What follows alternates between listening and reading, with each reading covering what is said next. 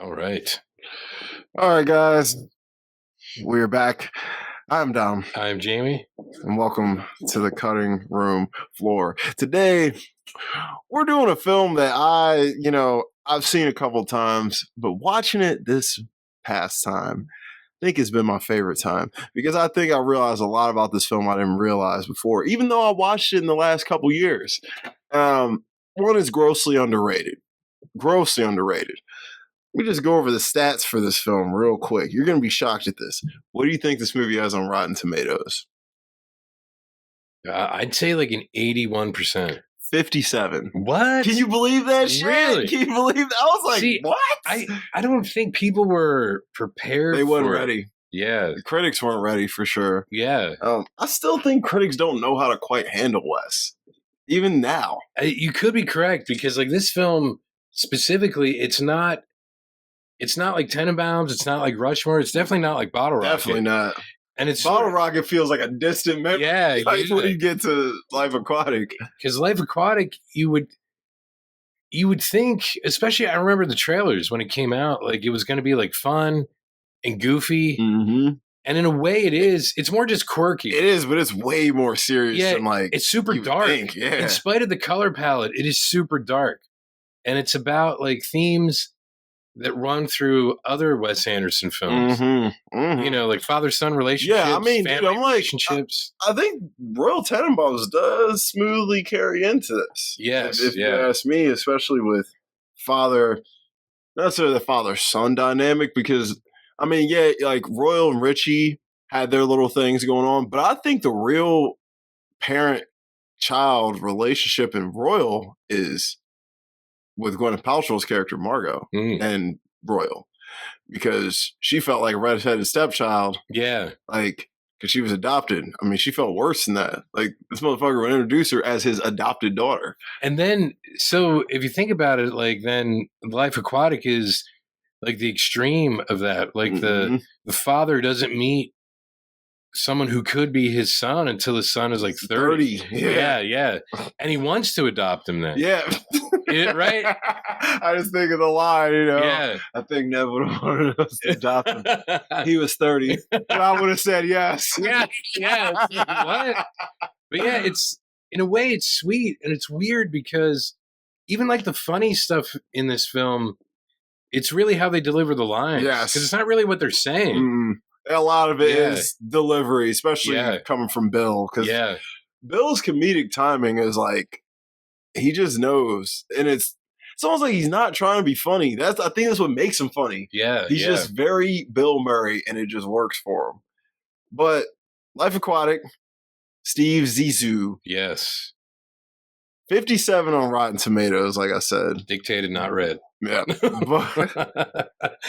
But IMDb 7.2, so the audience is a little more responsive. And then Letterboxd 3.8, so that's definitely looking more like what I would expect from this movie. You know, the Letterboxd community definitely favors Wes Anderson, so that's looking a little better. And it's crazy to me because I did a Wes Anderson ranked couple like a year or so. Yeah, you did, yeah. And it's like I had Life Aquatic like maybe like 7 or something. Would you rank it higher now?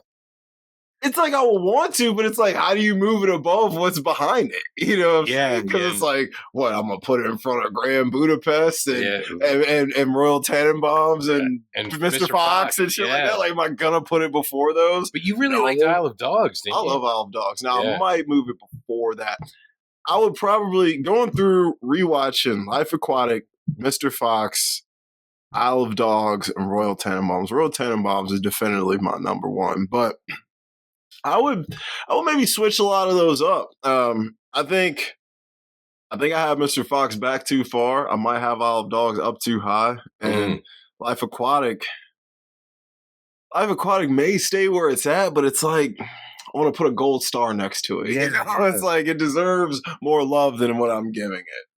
So And look, your man Bud Cort is in Bud Cort. I'm watching. I'm like, why is Bud Cort in this? And he's funny. Yeah, he's like perfect. And he's like, they just realized I speak Filipino. They want to take me now. I was like, Bud Cort is perfect. Yeah. Yeah. I still need to watch Harold and Maude. Oh my God, it's so good, bro.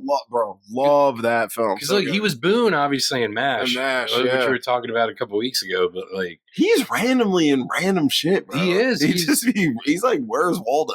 Like, I think MASH was his first thing, and then Harold. Or they may have come out the same year, maybe. I think MASH was a couple years. Because MASH was like 70. Was Harold and Maude 71? I think it's 71 or 2. Okay. Yeah, something like that. All right. So MASH was definitely first.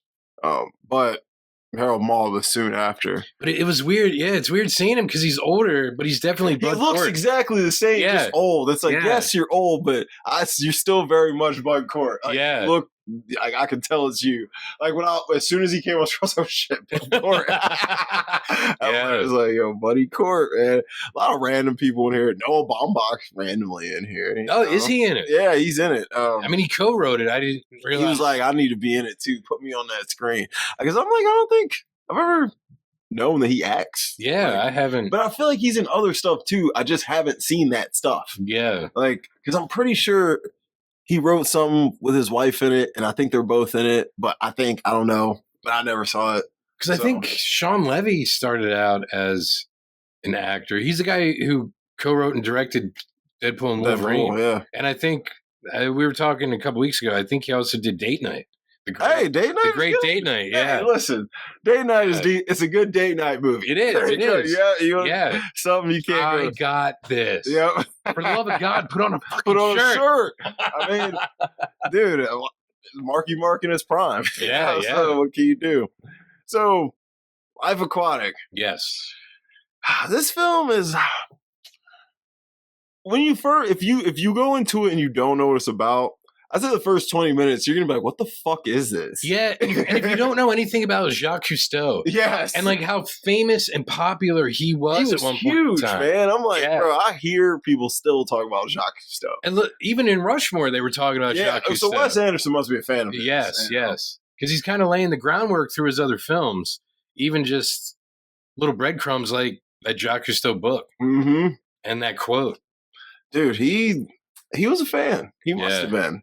Because it's like, this is one of them films, I would never show this to somebody for their first Wes Anderson film. No, never. This would be like a fourth, fifth. You got to take him in a little bit. Yeah, because honestly, it is his fourth film. Yeah. So it's like, you do have to work up to it to understand, like, and honestly, I realize it's the first time, I forget what Klaus calls it, but he's like, he has crazy eye, right? And I'm like, shit, that's from, they have it in Mr. Fox. Mr. Fox, right? Yeah, I think they show it better in Mr. Fox, but yeah, it's like, oh shit, it's crazy eye. Yo, just give me a sign that any of this is getting through. One of my favorites. I'm sorry, that's from Mr. Fox. No, but still, dude. Watching this, obviously we already knew. I don't think I ever really realized how good with dialogue Wes is. Yeah, dialogue is important, and we always look at like Tarantino, or like for newer guys like Tarantino, PTA, like guys like that. Fucking Wes writes some great fucking scripts, and he has this character spit out some funny, trippy, weird stuff you would never hear people say in a movie. Have you ever watched The Gilmore Girls? The show? Yeah. Yeah, I've seen it. The writing on that show is incredible, too. I mean, I always thought the writing on that show was like Tarantino without the cursing. Without the cursing? Yeah. Like how I have to go and watch it again. Yeah. It's been a while. And obviously start at the beginning, but it's kind of like the way that they talk, it reminds me of like some of the stuff from like Reservoir Dogs, like digging tunnels, stuff like that, but not as vulgar. Yeah, of course. I'm like, wow, these ladies really have a rapport like that. And that's sort of what like these last few Wes Anderson films remind me of. Like, yeah, it's the great dialogue, but what makes this one different for you? Because Owen Wilson didn't co-write it with him. He didn't. It was Noah. And I think that this obviously showed Noah was going to be a force to be reckoned with later. And now this motherfucker then co-wrote the highest grossing film of 2023. Excuse me. So is this before he made his own films? Because this was 04. I want to say... Because was The Squid and the Whale his first film? It might be. Because that was 05. That's 05, right? Yeah. So I was like, I feel like... Because I think Wes Anderson produced it. Yeah, I'm like, I think he cut his teeth on this. But I feel like he was probably writing shit, like just writing a bunch of shit. Yeah. Like, including this with his other shit. Because after this, he started kind of just cranking them out a little bit, and then I think once he got to Frances Ha that he did with his wife, my girl Greta G, I think he was like, all right, I'm here to fucking stay. And I could have never saw him writing, something like Barbie. Yeah. They both wrote it. But still, I know what you mean. I think I'm not saying Greta didn't put her hands down, but I feel like he probably took the reins on it based on a lot of the dialogue. Because it reminds me of kind of like some of the shit they say reminds me of some shit from his other films. So Noah's a talented dude. I think he's a good director. I think he's a better writer. But because if he would have directed Barbie, I don't think it would have came out as good. Yeah. But I think he was better to pen it. Yeah. Because I think you needed a female imagination to make that movie work. Because if I directed Barbie, it would look different. Yeah, I hate to say it, but if a man would do it, it would be more sexist. It would. Towards like how Barbie looks and why, all that kind of stuff. You want me to walk around directing Margot Robbie for 2 months? Yeah. All right. Okay, put on the bikini again. I'll be like, I've been wearing it all day. Something's not right about it, Margot. The lighting isn't right. Something. I don't know. Put the soil on. Yeah, and that's just how men are, unfortunately. Yeah, unfortunately, we usually don't mean no harm by it, It's just like, hey, it is what it is. But I am glad they went with her vision anyway, just because that obviously sold more to the public at large. Hell yeah. I mean, Barbie wouldn't have worked through a man's lens. It would have had to have been maybe a gay man. Yeah, I don't know about a straight dude writing it.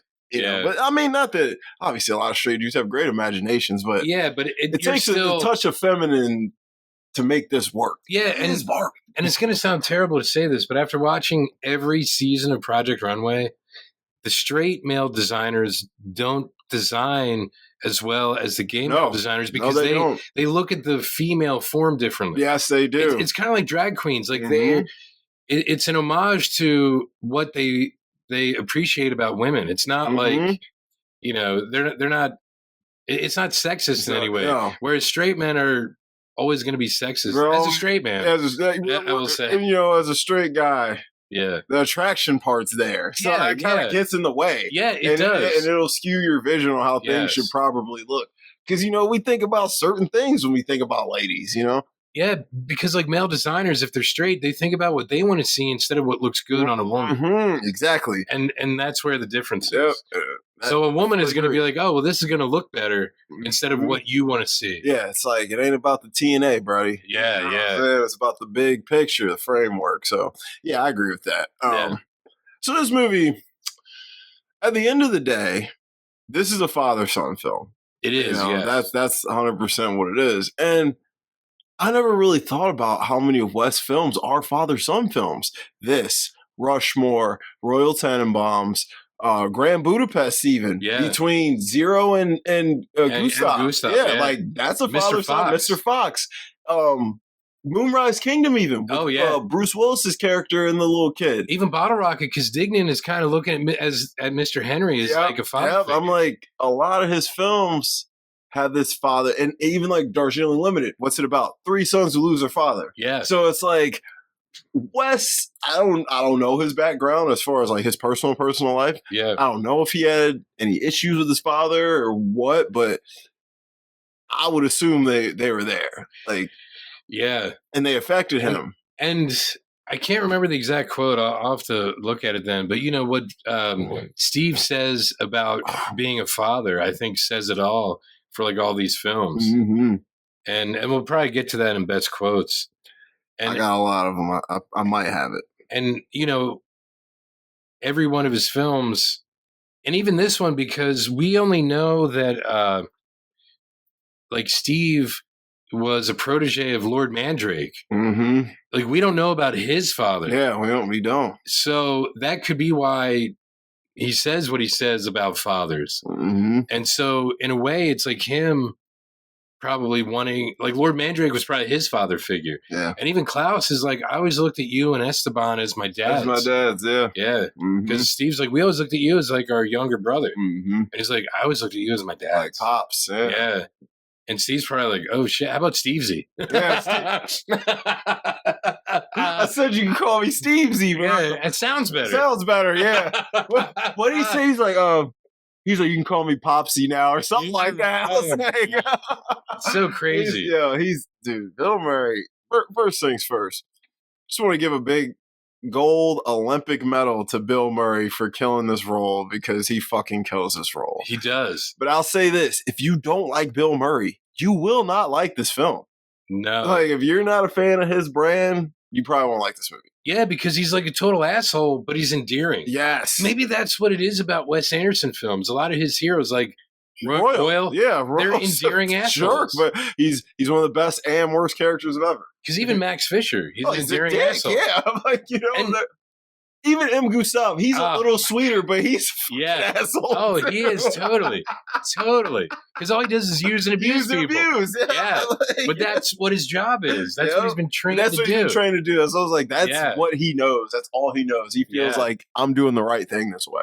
Yeah. So, yeah, that shit's funny. But, I mean, so Life Aquatic, when it starts out, we're at a documentary premiere. Yes. He's premiering his newest documentary, part 1 of, like, I forget what it's called, but it's essentially like the Hunt for the Tiger Shark. Yes. Or whatever. And or is it the Jaguar? Is it Tiger? Oh, Jaguar, yeah. Mix up the big cats when I talk about this movie. Yeah. Jaguar shark. Either way, it's a pussy shark.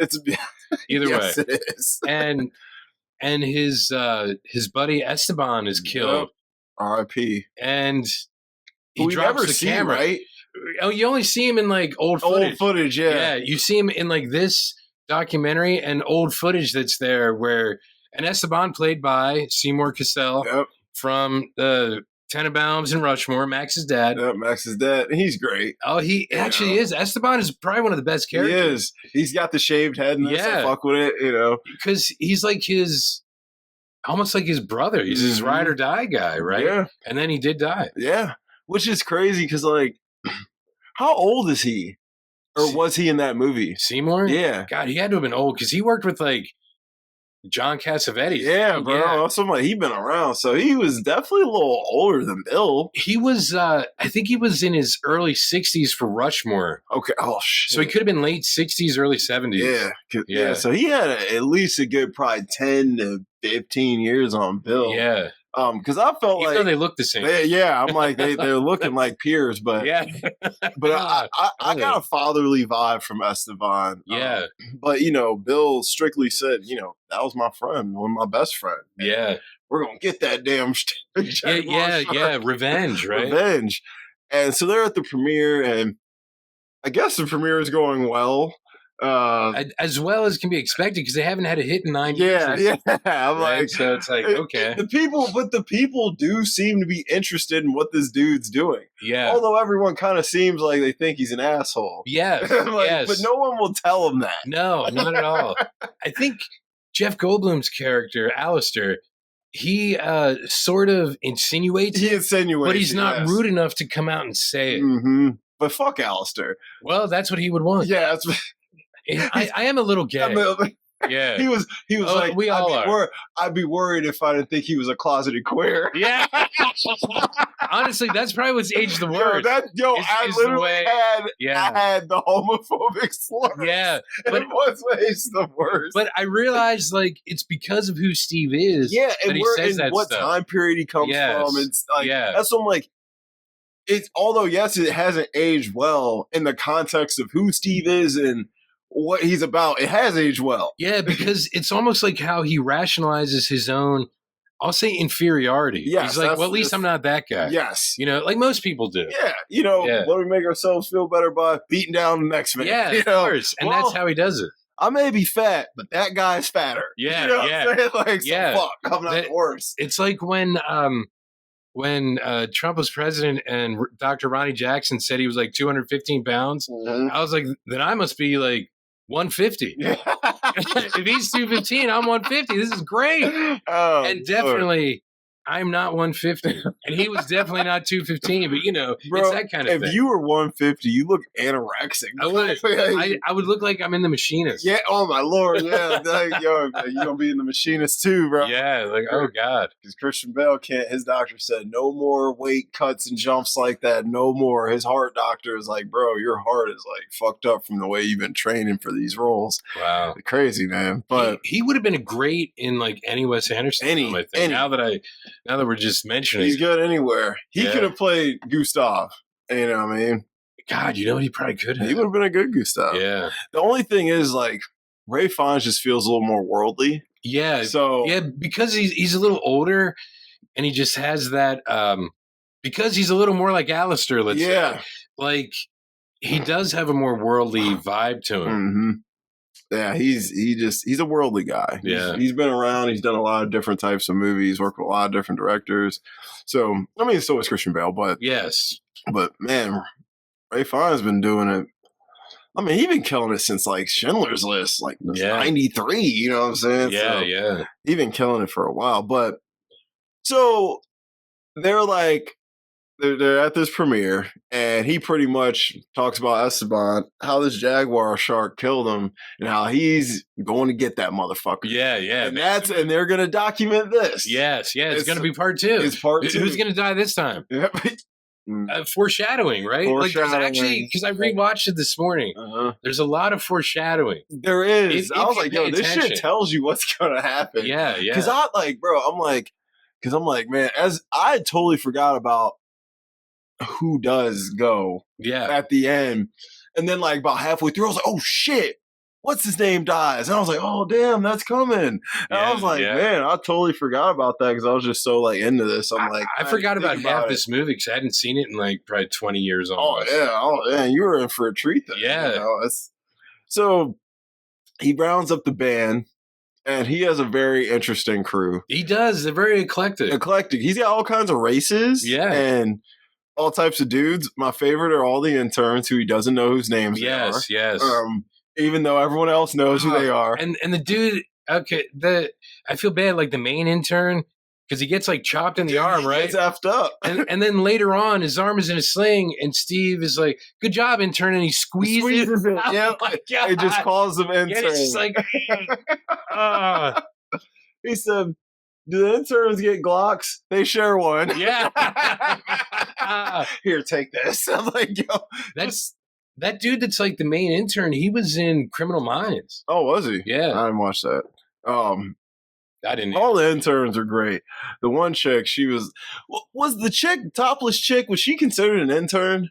She was like in charge of the interns, I thought. Okay, yeah, that's right. Yeah. Because she was getting pissed off. Because she was also, I think, their I almost said map maker, but she's who charted their course. Yeah, because he wanted to go offshore. Yes. She was like, we shouldn't. And then she gets pissed off because what happens. So we'll get there. Yeah. So the thing is so Steve meets Ned. And Ned may or may not be Steve's long-lost son. And Steve's married to Eleanor, who I guess Wes just likes naming Angelica Houston similar names. Ethline. Oh, Ethline and Eleanor? Yeah, just Eve, right? What's her name in Darjeeling? I feel like it's something weird like that. She's a nun in there. Yeah, she's like... She joins a convent. She's out there, and then like she cuts all her hair off and stuff. But yeah, he just likes naming her stuff like that. But he's married to Angelica Houston in here, Bill Murray is. And Angelica Houston looks incredible in this film. You know, she was on top of her game. I actually love her character in this because she's super dry and super like, I don't give a fuck. Yeah, yeah. Like she's very like, whatever, Steve, you're gonna do what you're gonna do. She's a lot like Morticia Adams. She is, but less loving. Yeah. Wow. Morticia loves Gomez. Oh, she does. They are so in love. They're like.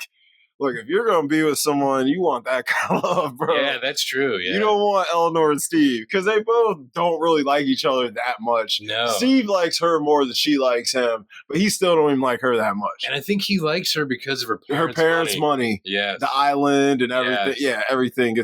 you know, like when he goes to the island, he sees her, you know, first thing she tells him is Marmalade died, and like she's like whatever. You know, it's got whatever. Rattlesnake better. Do you have to say it like that? Do you have to say it like that? Yeah. Yeah. I'm like, Yeah. I'm like, their relationship is so weird. Yeah. But she used to be with Alistair, played by the homie Jeffy Gold. Yeah. Jeff Goldblum, the man, been the man since The Fly, really. Yeah, that was his first real breakout. That was like his breakout, yeah. Like, he's been the man since then. He was even in some old Robert Altman movies, like smaller parts, but he's in some old Robert Altman movies. And you're like, Big Chill. He was in The Big Chill. He is in The Big Chill. Yeah.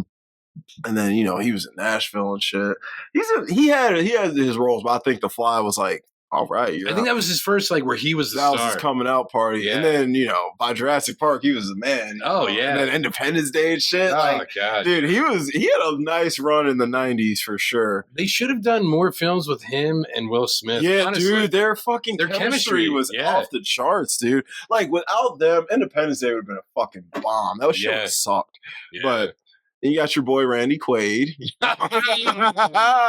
There's random people in that movie. See, Randy Quaid used to be great until he went like politically. He went insane with the politics shit. I'm like, okay, Randy. Like, I'm like, man, he drank the Kool-Aid for real. But but so they're setting out on this journey. They set it up, and Ned may or may not be his son. But Steve invites him along to come on the journey. And then you get a writer. Oh, yeah, because she's doing a story. Front page. Yep. And what's her name? Kate? Not Kate. Jane. Jane. I almost called her real name. Jane. I thought you were going to say Kate Winslet. Yeah, isn't Winslet something? It's Jane Winslet. Yeah. That's her name. It's Jane Winslet. It might be hyphenated, but it is. It is hyphenated, but it's Jane Winslet. Yeah. That's what it is. That's why you were going to say Kate. I was like, yo, I was about to say Kate Winslet, Kate Blanchett. I'm like, you're fucking me up here. Oh, Wes, who wrote this damn character name? But Kate Winslet it kind of feels like an early role just because before she kind of took off after this movie. She was she was obviously already starring in films and like had a pretty good name, but like this might be like first like international kind of like, I feel like she really took the leap after this movie.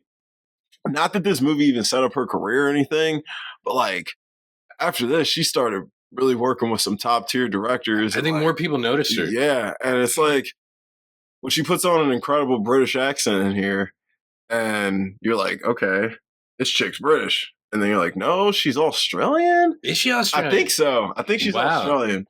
Don't quote me. You know, let's find out. Because I don't know. I'm pretty sure she is, though. So she comes in. She's a writer. And he allows her to come on, too. And she's pregnant. But he's interested in her. He likes her. Yeah, he's like, not this one, Klaus. Yeah, he said, yes, she is Australian. He said, I told you I was interested in her. Yo, he said some shit about her, though, where I'm like, bro, why would this woman want you? Yeah. You know, but she's like, you're too old for me, Steve. I'm like, no, you're too much of an asshole for her. Yeah. I'm like, it ain't your age, because you're smooth, bro. Like, in this movie, I could easily see Bill Murray pulling a chick 20, 25 years younger than him. Oh, yeah. Like just from Khalees charisma. Or somebody. Yeah. Insane. Especially based on the woman in the beginning who apparently he's with. Yeah. I'm like, yo, I could easily. I'm like, in this movie, I couldn't see Steve Zissou. It's weird he's with Angelica Houston, somebody who's his age. Yeah. I'm like, it feels like he should be with someone 10 to 15 years younger than him. Yeah. But, you know, I think she might supposed to be younger than him, like more than her actual age. Yeah, because I would think so. Well, in this movie, she's probably like 30, 34. Well, she said at the one part when they were talking about why they never had kids before, he was like, I always thought you were like past that. And she's like, I was 34. Yeah. So she's older than 34, but probably younger than him. Yeah. So she's in there somewhere. There's like an 18-year thing where you 34. She might be 36. Or supposed to be. Yeah, because Kate Blanchett, I think, well, let's see what I got her. She's 55 in real life. Okay. So she would have been like early 30s. Early 30s. That's what I was like. She was probably, because it's 04. So, she would have been like It's 20 years ago. Yeah, she would have been like 34, probably 33, 34. Oh, and Henry Selick did the animation. Oh, wow. Yeah, the guy who did Tim Burton's animated stuff. That's pretty dope. Yeah. All right. So he brings her along. She's pregnant. She's pretty pregnant. Yeah. Like, showing.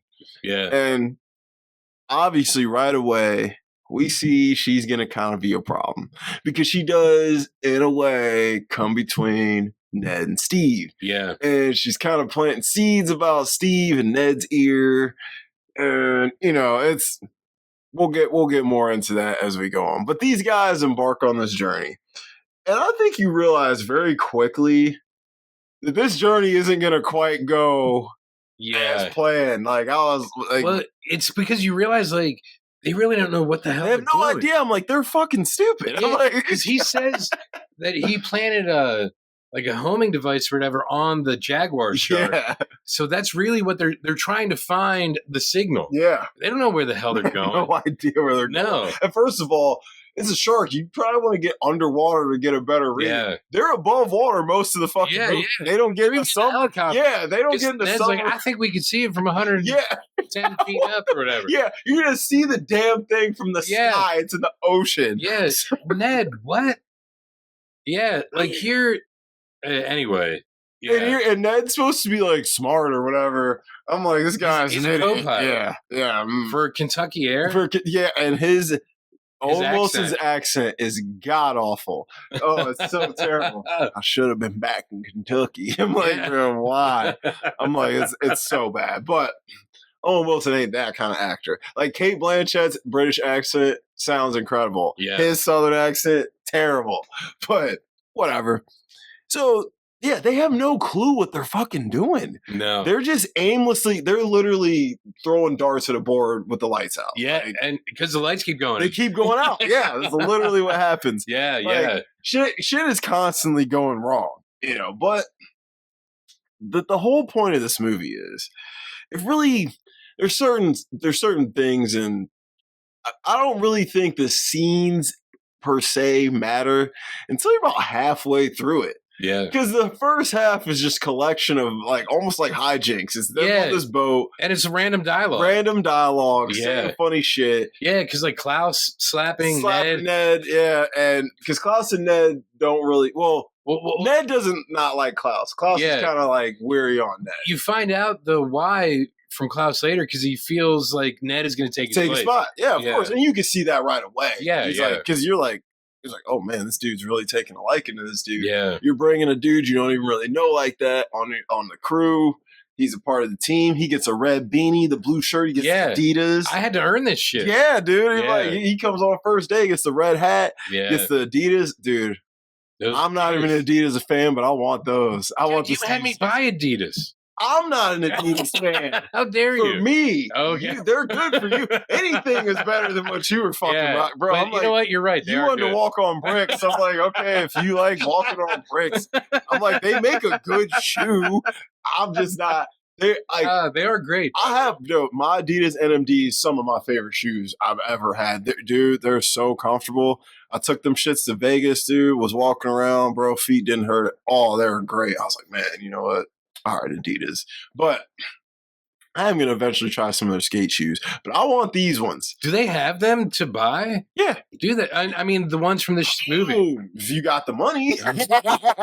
Oh, my Lord. They're probably 4 figures. Wow. I would think. Wow. Because I think they only made so many pairs, So, yeah, if you got a pair of the Steve Zissou fucking Adidas, bro, you got, if times go hard for you, you need some quick money fast, you can make it.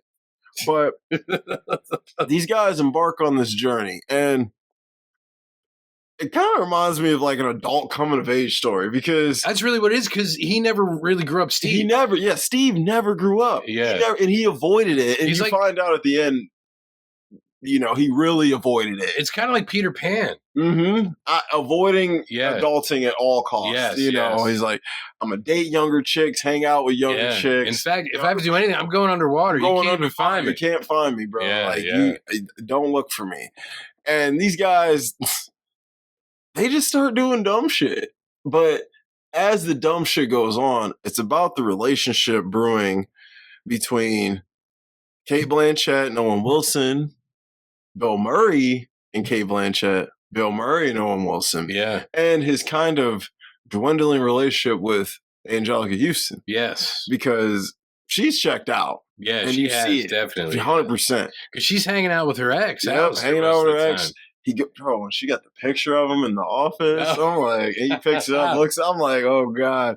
But he's so chill about everything. But that was at Alistair's place, though. Yeah, but it's like... So did she have it there, or did Alistair have it there? She knew it was there and didn't care. But she was also there with that young dude. With the long ass... That dude's hair was like down to his ass, bro. And his voice was so strange. I'm like, she's totally fucking this young guy. This is my intern or whatever. Yeah. She had a specific weird name for him, but essentially an intern. Everyone has interns, bro. Yeah. And they don't matter for what, except for what they're there for, apparently. We don't pay our interns. Yeah, because they get college credit. They get college credit, which it probably doesn't count. No, those credits didn't transfer. Yeah. God, that would be terrible. Yeah, it would be terrible. Yeah. I mean, you want to go to Steve Zissou School of Boating? You don't even know what he's fucking doing. That would be like going to apply for like a professorship at a school and telling them you got a doctorate from Trump University. Yes. Right? They'd be like, wait, what? That's a real school? Yeah. I'm like, never heard of it. Maybe. I don't think it was accredited, but I paid for it. Never heard of it. But dude, like they go along and like the journey is cool. Like like the scene when they're on the beach with the jellyfish. Yeah. Because that's where the reporter comes in. Yeah, that's where she comes in and it's like, yo, this is pretty fucking cool. And like, dude, just the way this is in a weird way, although Wes has made children's films, this film is like an adult childlike fantasy with the weird colored water animal. Yeah, because those crabs, the sugar crabs. Yeah, the sugar crabs, and then that thing. Yeah, the horse. The seahorse. It's like rainbow. It's a crayon horse. Yeah, crayon seahorse. That's I'm like, yo, and like all the weird, like at the end, in the submarine scene, dude, you see all these crazy ass fish. Hey, it's my turtle. The cameras are still on his head. He survived. Yeah. I'm like, yo, this random shit. But so is Wes Anderson also a Godzilla fan? I would assume. Because remember, before the jaguar shark, there's always those other fish that come first. That is true. And that's how it is with Godzilla. Yo. At least in the early films and in -1. Wes Anderson is probably watching Godzilla. I'm sure he watches everything. Because -1 is, loosely based on the first Godzilla movie anyway. And I believe that did happen. They're like, look at all these weird looking fish. Uh-huh. Oh God, I'm going to eat them. Yeah. Look at this one. Yo, that is weird. Yeah. That's what I was thinking. That might be it. When I was watching, I'm like, this is why this jaguar shark is important, because it's like, it's in a way, Steve is also like Captain Ahab and Moby Dick. Never read it. I never did either because I hate Herman Melville's writing. I read Bartleby the Scrivener and it's terrible, but Moby Dick. That's what your daughter said. She said, I can't read that guy. Oh yeah, it's hard. Yeah. It's the way that he writes. I'm like, that's what she said. She's like, I can't read him. It's infuriating. Like, if you read Bartleby the Scrivener is just a guy that like writes stuff. Awesome. And all it is about some guy, obviously named Bartleby, who just writes, who writes stuff for somebody else, and it's so boring. And that's the way his writing is. But Moby Dick is essentially something happened. I'm sure Captain Ahab probably lost one of his deckhands or something. It was probably one of his buddies, and so he vows to go after this huge whale. I'm not even going after that Moby's dick, and it's like that's sort of what this also reminded me of, like a modern Moby Dick, where Steve, as inept and stupid as he really is, I'm going to get this damn. Yeah, he's sort of like Captain Ahab. Like, this is my mission now. Yeah, you gotta be kind of stupid to go try and find a 2-ton shark or whale or whatever. Yeah. I mean, Moby's supposed to be a blue whale, right? I think it's a white whale. Oh, it's a white whale. Yeah. They're fucking huge either way. I think Moby Dick was a lot like Little Bill's wife in Boogie Nights. Yeah, because he would always say, "Thar she blows." Chill. She was doing that for sure. Stop it. You're embarrassing me. She said, get out. Go sleep on the couch. Yeah, I know that's your favorite film. It's my favorite film. I was just trying to bring it back around. You anytime you reference that, I am down. It's a great film. But so I think this is also, it's like Jacques Cousteau and Moby Dick and all of whatever Wes does about like father-son relationships or just familial relationships. Yeah. And how broken they are, but how you kind of have a found family. Yes. Yes, this is a found family film. Because everybody kind of, you got a bunch of lost souls who clearly don't have really anyone. No. Because you're not going to go embark on a fucking ship for 3, 4, 5, 6 months at a time if you got a family you care about. Yeah, exactly. Like, no dude who has a wife and 2 young kids at home is going to go volunteer to be on a fucking boat for 6 months. Now, maybe like a few hundred years ago, because it paid if that was money, it's like, care of that I gotta work for 6 months, but I'm home for 6 months. We'll have some bread. Yeah. Not 2004. No, not at all. No, making documentaries no one wants to finance or watch. Finance, yeah. They don't want to finance them. Yeah, they think he's a hack essentially. Yes, this is kind of his redemption shot. Because even Dumbledore too, the third guy from Bean from Fantastic Mr. Fox, Michael Gambon. Yeah, he's like, he's his finance guy. And he's like, we can't get the money. Got no money, bro. He's like, we ain't got it. Yeah, and because even I don't believe in you. And I'm the guy that's been financing. That's pretty much what he says. He's like, bro, I don't know, you fell off. And so Steve has a lot to prove on this journey. One, he wants to find this shark, even though it seems like that mission gets lost on him for a while. It does. Because he's doing everything else but looking for this shark at one point. Because he's trying to fuck Cate Blanchett and he's trying to like develop his relationship with Ned, which he is. Him and Ned are getting quite close. Yeah, they are. And because Ned is even like, I'll help finance it. Yeah, with his inheritance. Yes. What was it, $250,000? It was $275,000. Yeah, I was like, it was a little over $250,000. Yeah. And then when they get the fucking safe back and there's a hole in it. Oh my God. Yeah. I retire. Yeah. We just saved your inheritance. Yep. And he's I retire. That's a great reveal though. It is. Yes. It's like, damn. Yeah. But anyways, the end is, the last like 30, 40 minutes of this movie are fucking brilliant. Those action scenes. Dude, what? But it's weird because like Wes Anderson isn't an action director. Not at all. So like seeing them, they're just as awkward and kind of weird as like his characters. They are, but they work. Yeah, they do. Because it's those characters doing it. It is, yes. I'm like, Bill Murray works for this. Yeah. For whatever reason. He should have been in Die Hard. Yeah, I'm like, you know what? Bill Murray could have played John McClane, bro. He could have, especially in the late 80s. Yeah, maybe early 80s. He was looking fucking old by 89. Yeah, because that would have been around like Scrooge. The crazy thing is, though, is like him and Bruce Willis probably are maybe 2 to 4 years apart. You know what I'm saying? Yeah, and Bruce didn't look young. No, he didn't. But Bruce looked the same from Die Hard all the way till, obviously recently. He's not doing great now, but he looked the same for like 30 years. Yeah, he did. Up until like the last Die Hard, which was a few years ago. Yeah, so I'm like, and he didn't look bad. He just looked, he's older. Yeah, so and he was bald most of those. Yeah, I'm like, Bruce never had a full head of hair. Like, no, I remember. No. If he did, it was always a wig or something like that. Yeah, which looked I don't think weird. He did, but I'm like in the Fifth Element. Yeah, Fifth Element. Yeah. I'm like, bro, just let Bruce be Bruce. Yeah, like the chicks like him for that. But maybe it's because he wanted it to be. I forget his name in the Fifth Element. But, he probably wanted him to be that character instead of, that's Bruce Willis playing that character. You're right. So if you do something to offset it. Luc Besson was like, all right, bro, we going to have to do something with that hair. He was like, what hair? Dallas. That was his name. It was Dallas. Dallas and Lilu. Yeah. That was the team.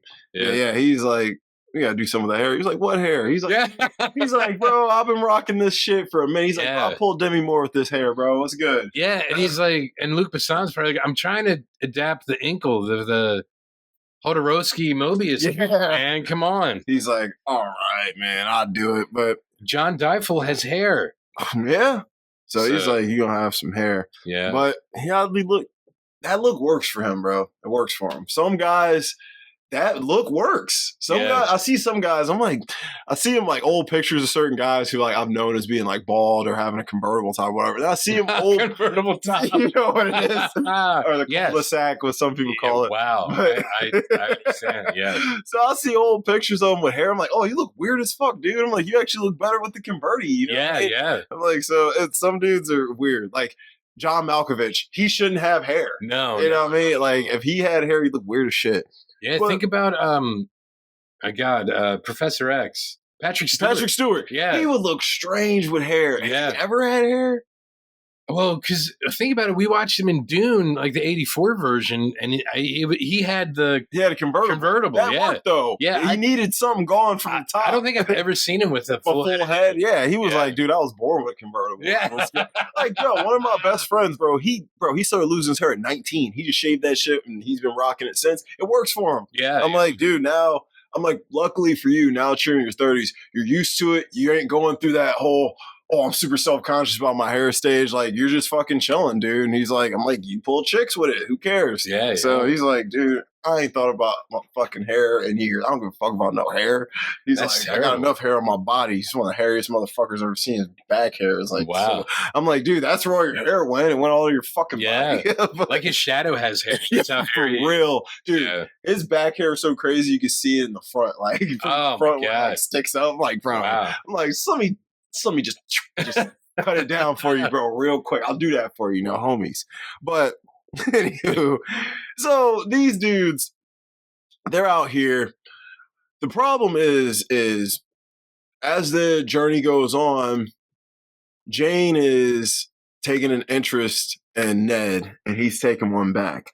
But Steve's interest in Jane is growing a lot. And it's weird because Steve and Jane are total opposites. Yeah. They have nothing in common. Ned and Jane kind of are as well. They are, but they're that complementary opposites. Yeah. Where it's like, yes, we're very different, but we're foundationally similar. Do you think that like she actually liked Ned for Ned, or was she thinking about one of the things that we've been talking about with just Wes Anderson films in general? Was she thinking about her unborn child having a father figure? Because remember, the dad was her boss who was already married. Yep. And she probably was like, Ned is a decent enough man. He probably take care of my kid. Yeah. Yeah, like, and I'm like, Ned was kind of the only decent person. He was the only decent person there, for sure. Only one with any real moral values. Yeah. Like, I mean, the crew wasn't bad. No. Not all of them. But they were part of Steve's crew. Yeah, so they're under that umbrella. Yeah. But Ned... Yeah, damn, that's a good question. Dude. Yeah, sorry, it hit me earlier. That's a really good question. Because I could see that she genuinely cared for him, but did she care for him more because she saw the potential for him to be a great father figure and role model? You might be right. For her child. You might be right. I think you're right. Which, unfortunately, is sad. Because that's a conditional love. Yeah, it is. And if that's how she goes into the scene, you'll never break out of that. Yeah. And once that kid moves on, what's your relationship? Yeah. That's the buffer. Yeah, because the kids always grow up. Yes, they do. It's like Jerry Maguire. Like, show me the money. Show me the money. But his attraction to Renee Zellweger was through her kid. Oh yeah. You know what I mean? Like, yeah. Of course they ended up together. Cool. But it's a movie. You had me at Jello. Wait, Jello? What? But that's what it was. Like, even Cuba Gooding, he's like, bro, you robbed the pootie. He's like, I didn't rob the pootie. He's like, you robbed the pootie, bro. Like, yo, he was that. A big part of the relationship was her kid. Yeah. Say her kid's dad came in pictures like, hey, I'm going to take this little motherfucker off your hands. He'd probably leave. He'd be like, I'm out of here. Because what's the point? Yeah, like, I'm gone. Yeah. So dang, that's rough, man. I'm sorry. I'm so sorry. No, dude, I'm glad you brought that up because, like, I feel like an idiot for not even thinking about that. Because I'm thinking, because you're right. Because she's not initially like, ooh, Ned. Yes. It took some time to grow. Yeah. Because, there's some people you see and you're like, holy hell, I'm so attracted to you. And there's just immediate sparks. Yeah. And there's some slow burners, which the slow burners usually end up working out better. Yes, yeah. Because, burn fast, live fast, die young. You know, but so instead he wins the race. So I think it could have worked out between them. But like you said, does she like Ned or does she like Ned's potential? Yeah. And that's a tough pill to swallow as a guy. Man, that is rough. Yeah. Well, I'm sorry, Ned. Oh, you're good. Sorry, Ned. Yeah. But I guess that's more of an unanswered question. That's a definitely unanswerable question because I didn't have any, but now I fucking do. Yeah. Well, I did. I did have one, you know, but we'll get there. Okay. But it's kind of one pretty much anyone would have.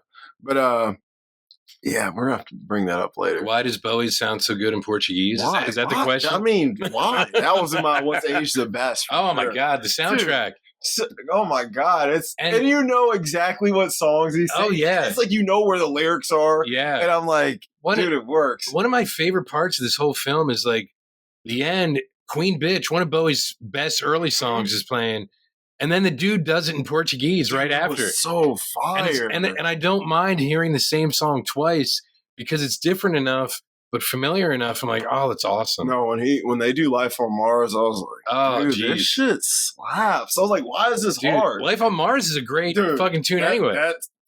That's one of my favorite Bowie. And that's an early Bowie. What is that? 60s Bowie, right? No, it's like, was it on Honky Dory? I think it's on Honky Dory. So it's right before the Rise and Fall. So what year is that? 71? It might be 71 because Rise and Fall was 72. 72. And it's the same band though. Yeah. So like you have Mick Ronson and him producing it, and Mick Ronson, he just like, God, even doing like the early Lou Reed solo stuff, they were incredible. And Mott the Hoople, all the young dudes, they did that shit. But yeah, Life on Mars, and that scene in the film with Life on Mars where Steve is going to smoke pot. Yes, you know, I love how he stays stoned this whole. Yeah. But it's like just hearing it, it's like, yeah, you know, sailors fighting in the dance hall, dude. Like, I think they covered Rock and Roll Suicide. Oh yeah, they do, man. God, that was my. And I know that's one of your favorites. It sounds so good in Portuguese. Yeah, and then they do it like acoustic, and I'm like, bro, this dude is incredible. I'm like, who is this guy? SEU. So I don't know if it's like Sway. Okay, Jorge is his last name. So it's like Sway George. You know, Jorge. But that's. I mean, if you look up the soundtrack to the film, it's mostly just the Bowie stuff. It's a bunch of Bowie tracks. Yeah, and it's incredible. It is great. I remember from when it came out, that was my favorite part of the movie. I'm like, I don't give a shit about this movie. Just let me listen to the soundtrack. Dude, Bowie is without a doubt a top 5 best artist all time. So in my opinion, I know a lot of people would disagree with that. No, I think you're right as far as like popular music from the last half of the 20th century. Yeah. And I mean, let's talk about influence though. Yeah. What, bro? Any dope musician coming out in the 80s was banging Bowie hard as fuck, dude. Oh yeah, they had to. And like how many bad albums did he make? One, maybe, if that. Is it even bad? Yeah. Like, you can even argue that it's his worst, but it's still not bad. Yeah, because like his early stuff from the 60s where he's doing like Rubber Band and like stuff like that when he was still David Jones, I think. Or he was in with like the Manish Boys, I think was one of his early bands. Like they're actually still decent for the time period. It's not as good as like when he formed Ziggy Stardust stuff. And then everything after that, it was just fucking banger after banger. And then when he was with Eno. Yeah, dude, changed genres multiple times. Yeah, because he did that Plastic Soul stuff with like Young Americans and everything. I love Young Americans. Yes. Yeah. All right. No, that's my shit, bro. She was a young American. Yo, she was a young American.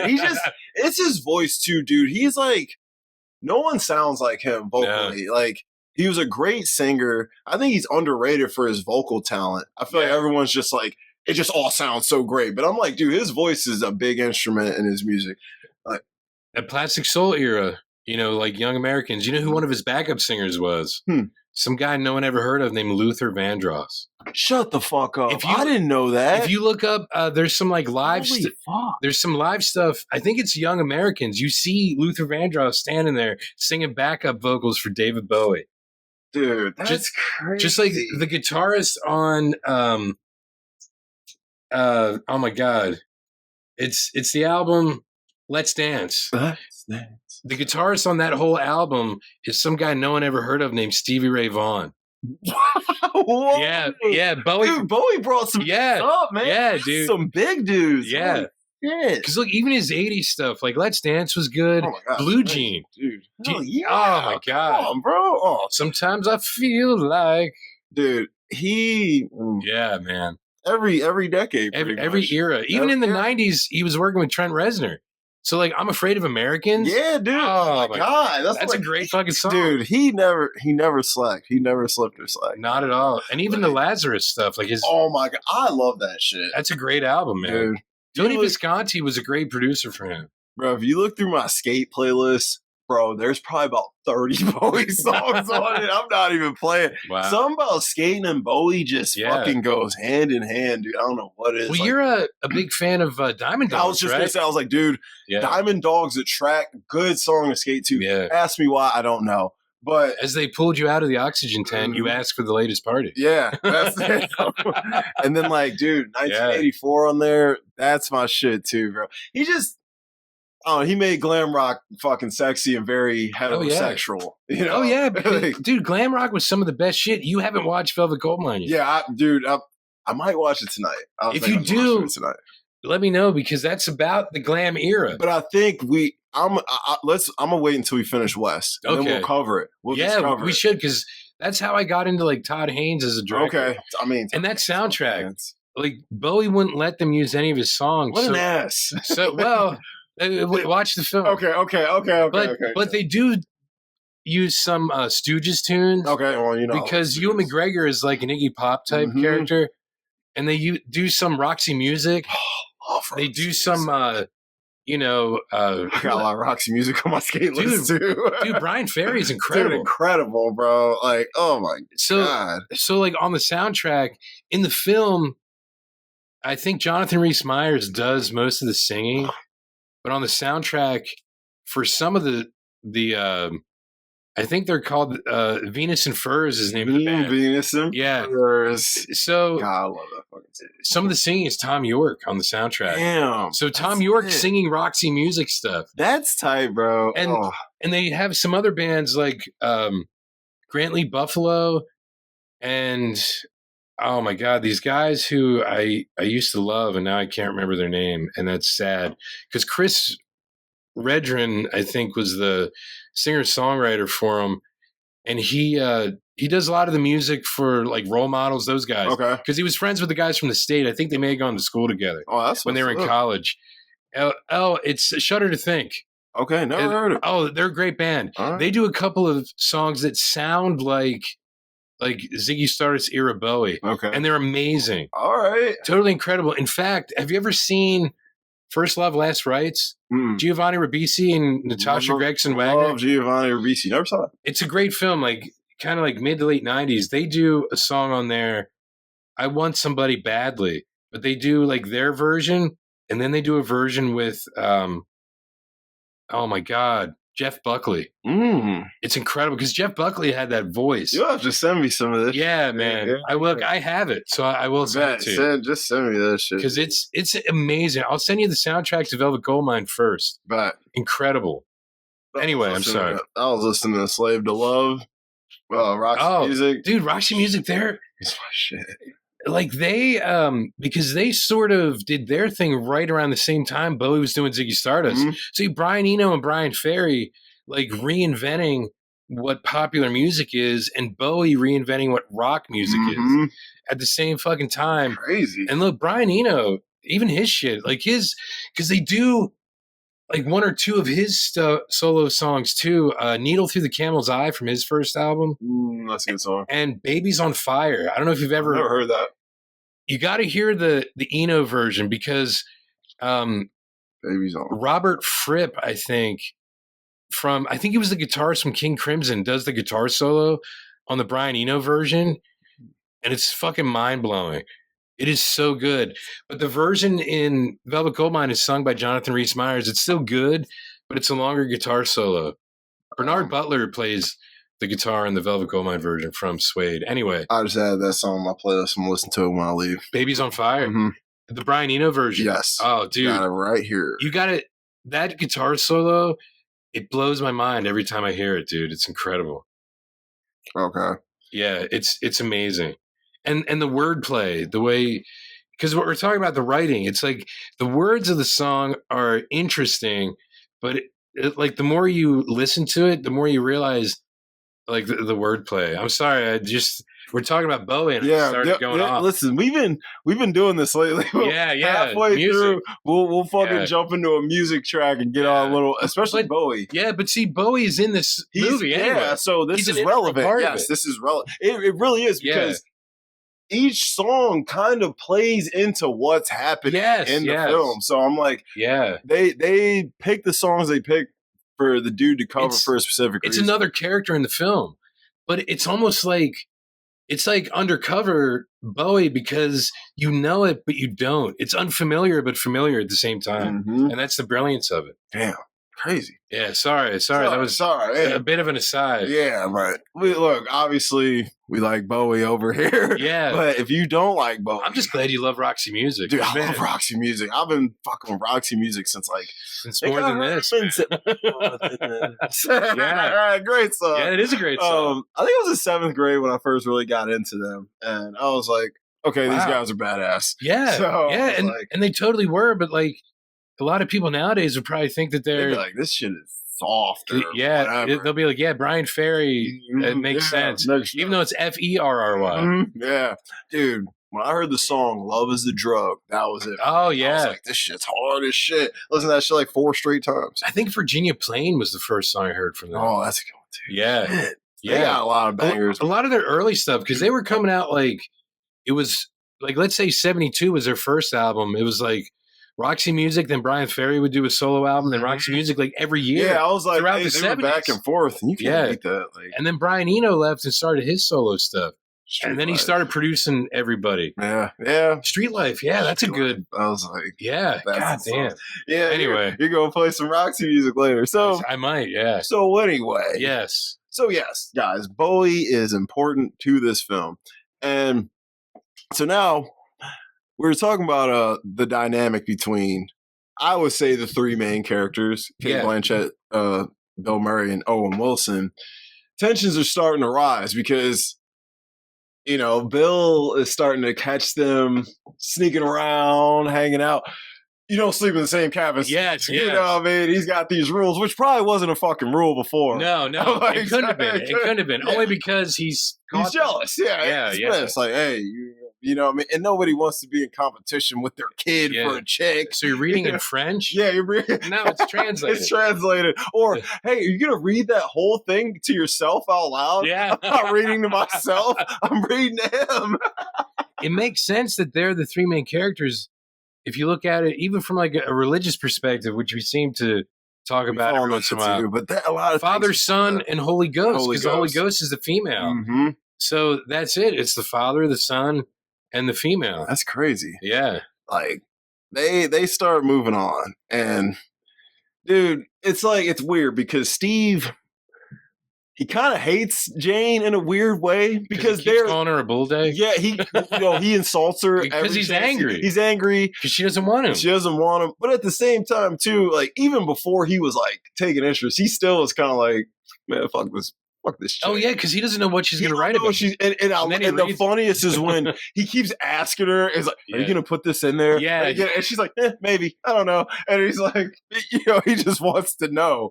But it's like, I mean, I would be the same way, dude. If like some reporter or somebody who's writing a story on me was like following me around I'm like, bro, what the fuck are you writing down? I'm like, what you gonna put in there? Yeah, are you gonna make me look? Is it a hit piece or a puff piece? Yeah, that's what I'm saying. Mine come out of this looking terrible. Yeah, so which.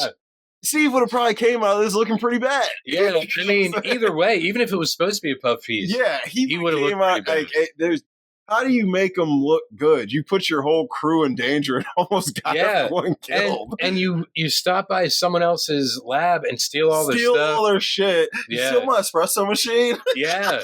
And even talks at one point about how, like, I guess he doesn't say that they stole it, but he stole the idea for the headphones or whatever from Jacques Cousteau, but we put an antenna on it so we can have music. So we have music, yes.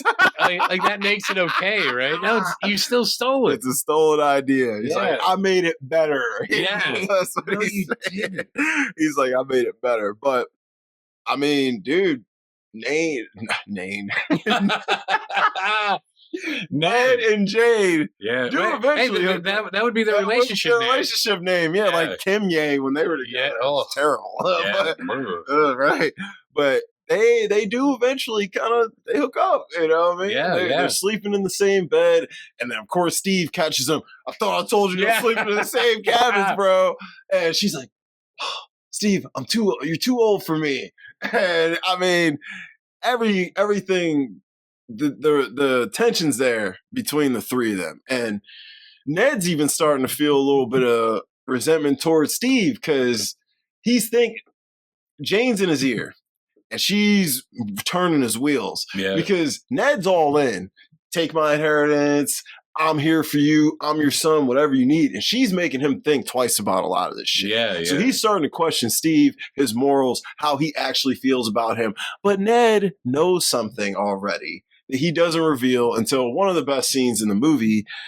He reveals that he knows that Steve knew who he was his entire fucking life. And he didn't give a shit about it. And didn't do a damn thing. Because why? Because Steve wants to avoid being a fucking adult. Yes. Steve doesn't want to be adult. He doesn't want to be a parent. You don't want those responsibilities. No. He's like, I'm a fucking seaman. I'm a That's what got him into that position to begin with.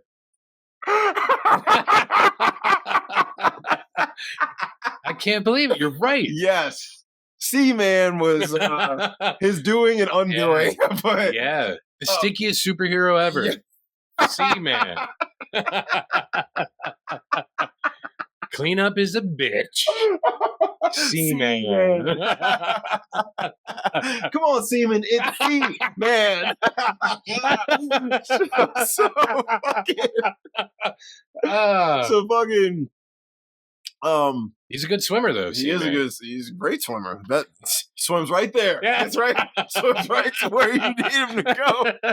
Anywho. Oh, eggs for breakfast? Eggs for breakfast. I'm there. All right, guys, excuse us. We're just being ignorant. We just created a superhero. We surely did. We did. We gotta send it to the copyright office. It's gonna be very inappropriate. It's like Orgasmo. Orgasmo is so funny. That's a great film. It's a great film. I fucking love Trey Parker and Matt Stone. But, dude, some shit goes down.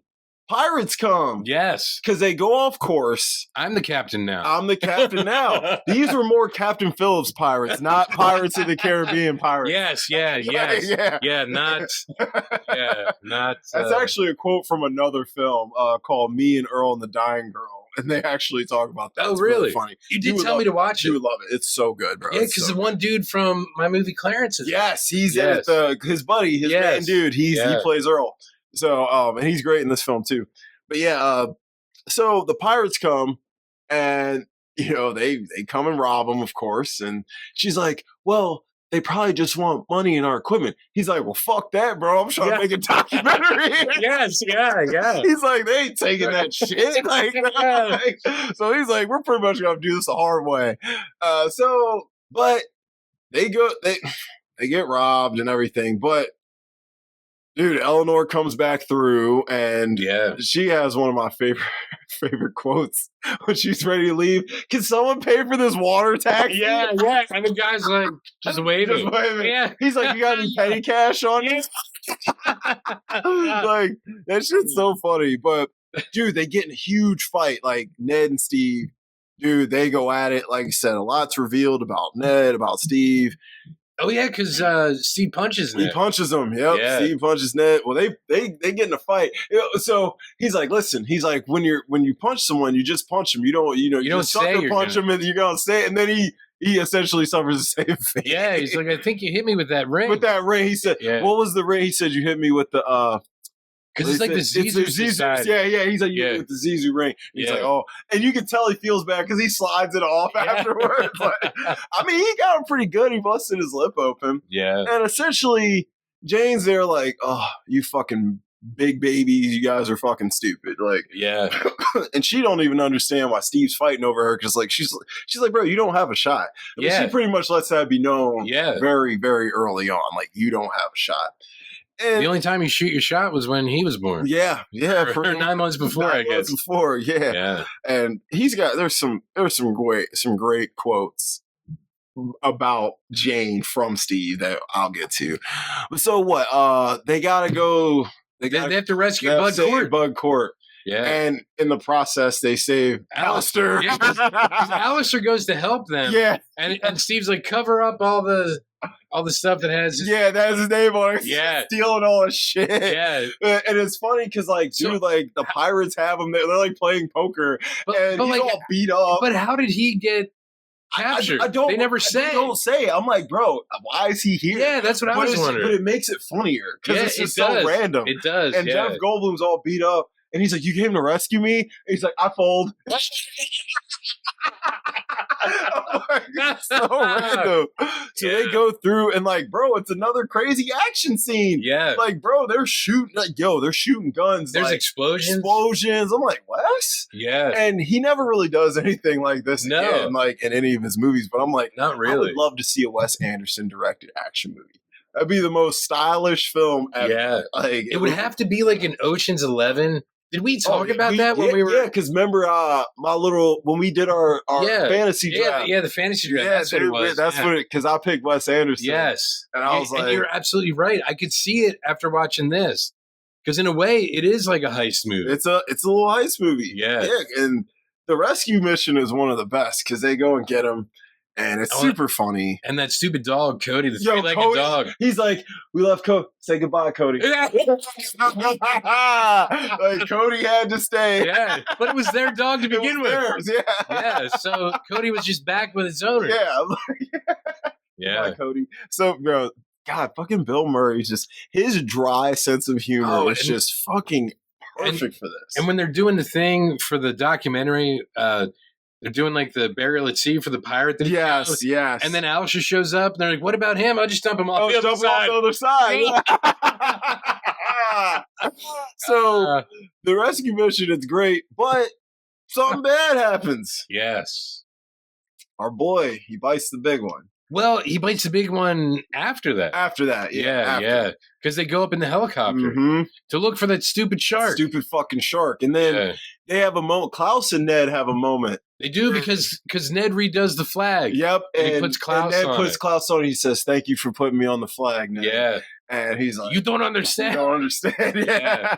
And then he salutes him. Because, Klaus has always been chasing Steve's fucking approval. Yeah. Even though, like, he's your right hand, he's still chasing your approval at all times. Yeah. So Klaus felt really good about that. And that showed that Ned looked at Klaus like, hey, you're just as important to this crew as anyone else. Yeah. So that was cool. And, like, Ned cares. Ned knows the names of the interns. Yeah, he does. He does. Yeah, because Ned said his name is whatever his name was. And he's like, and Steve is like, yeah, okay, I don't give a shit. Yeah. All right, dude, he's an unpaid intern. That's because Ned is the heart of the whole film. He really is. Yes, he gives Steve's life purpose outside of this fucking stupid ship and all this bullshit. Yeah. And when Ned's gone, Steve's life kind of feels like it doesn't have any purpose anymore. Yeah. And it's really sad. But, they have a send-off for Ned, and that's kind of sad. And then, Eleanor's there, and Steve and her have a little moment. Yeah, and she's actually crying. She's upset, because everyone liked Ned. Yeah. Ned was a likable dude. Yeah. Like, everyone was weary on him at first, but then they were like, yo, this dude's a part of the team. Yeah. And he was a good guy. He was innocent. He was a financier. Yeah, that's true. Because he even says that in the film. Yeah. He's my financier. Yeah. It's like, oh, you can't resist. That's his, my adopted daughter, Margot. Yeah, you know what I mean? That's sort of what it is. Yeah. That's all like, man, like, dude, it's insane. I don't think, like, all of them, they all follow each other. All his films, they all, like, if you took a bunch of acid and watched all Wes Anderson's films all straight, you feel like you watched one long ass movie probably. It's a lot like Cameron Crowe because he didn't direct Fast Times, but he wrote it. Mm-hmm. So you go like Fast Times at Ridgemont High is obviously high school. Mm-hmm. Say Anything is like graduating. Singles is like early to mid 20s. Yeah. You know, and then Jerry Maguire is some dude in his 30s. Yeah, adulthood. Yeah. And then like Almost Famous is like, let me just bring all of that together. Yeah. Because Almost Famous has every gen in it. Yeah. So you got the young ass kid who's aspiring. You got the 20-year-olds who are trying to really make it work. And your boy plays Lester Bangs in that movie.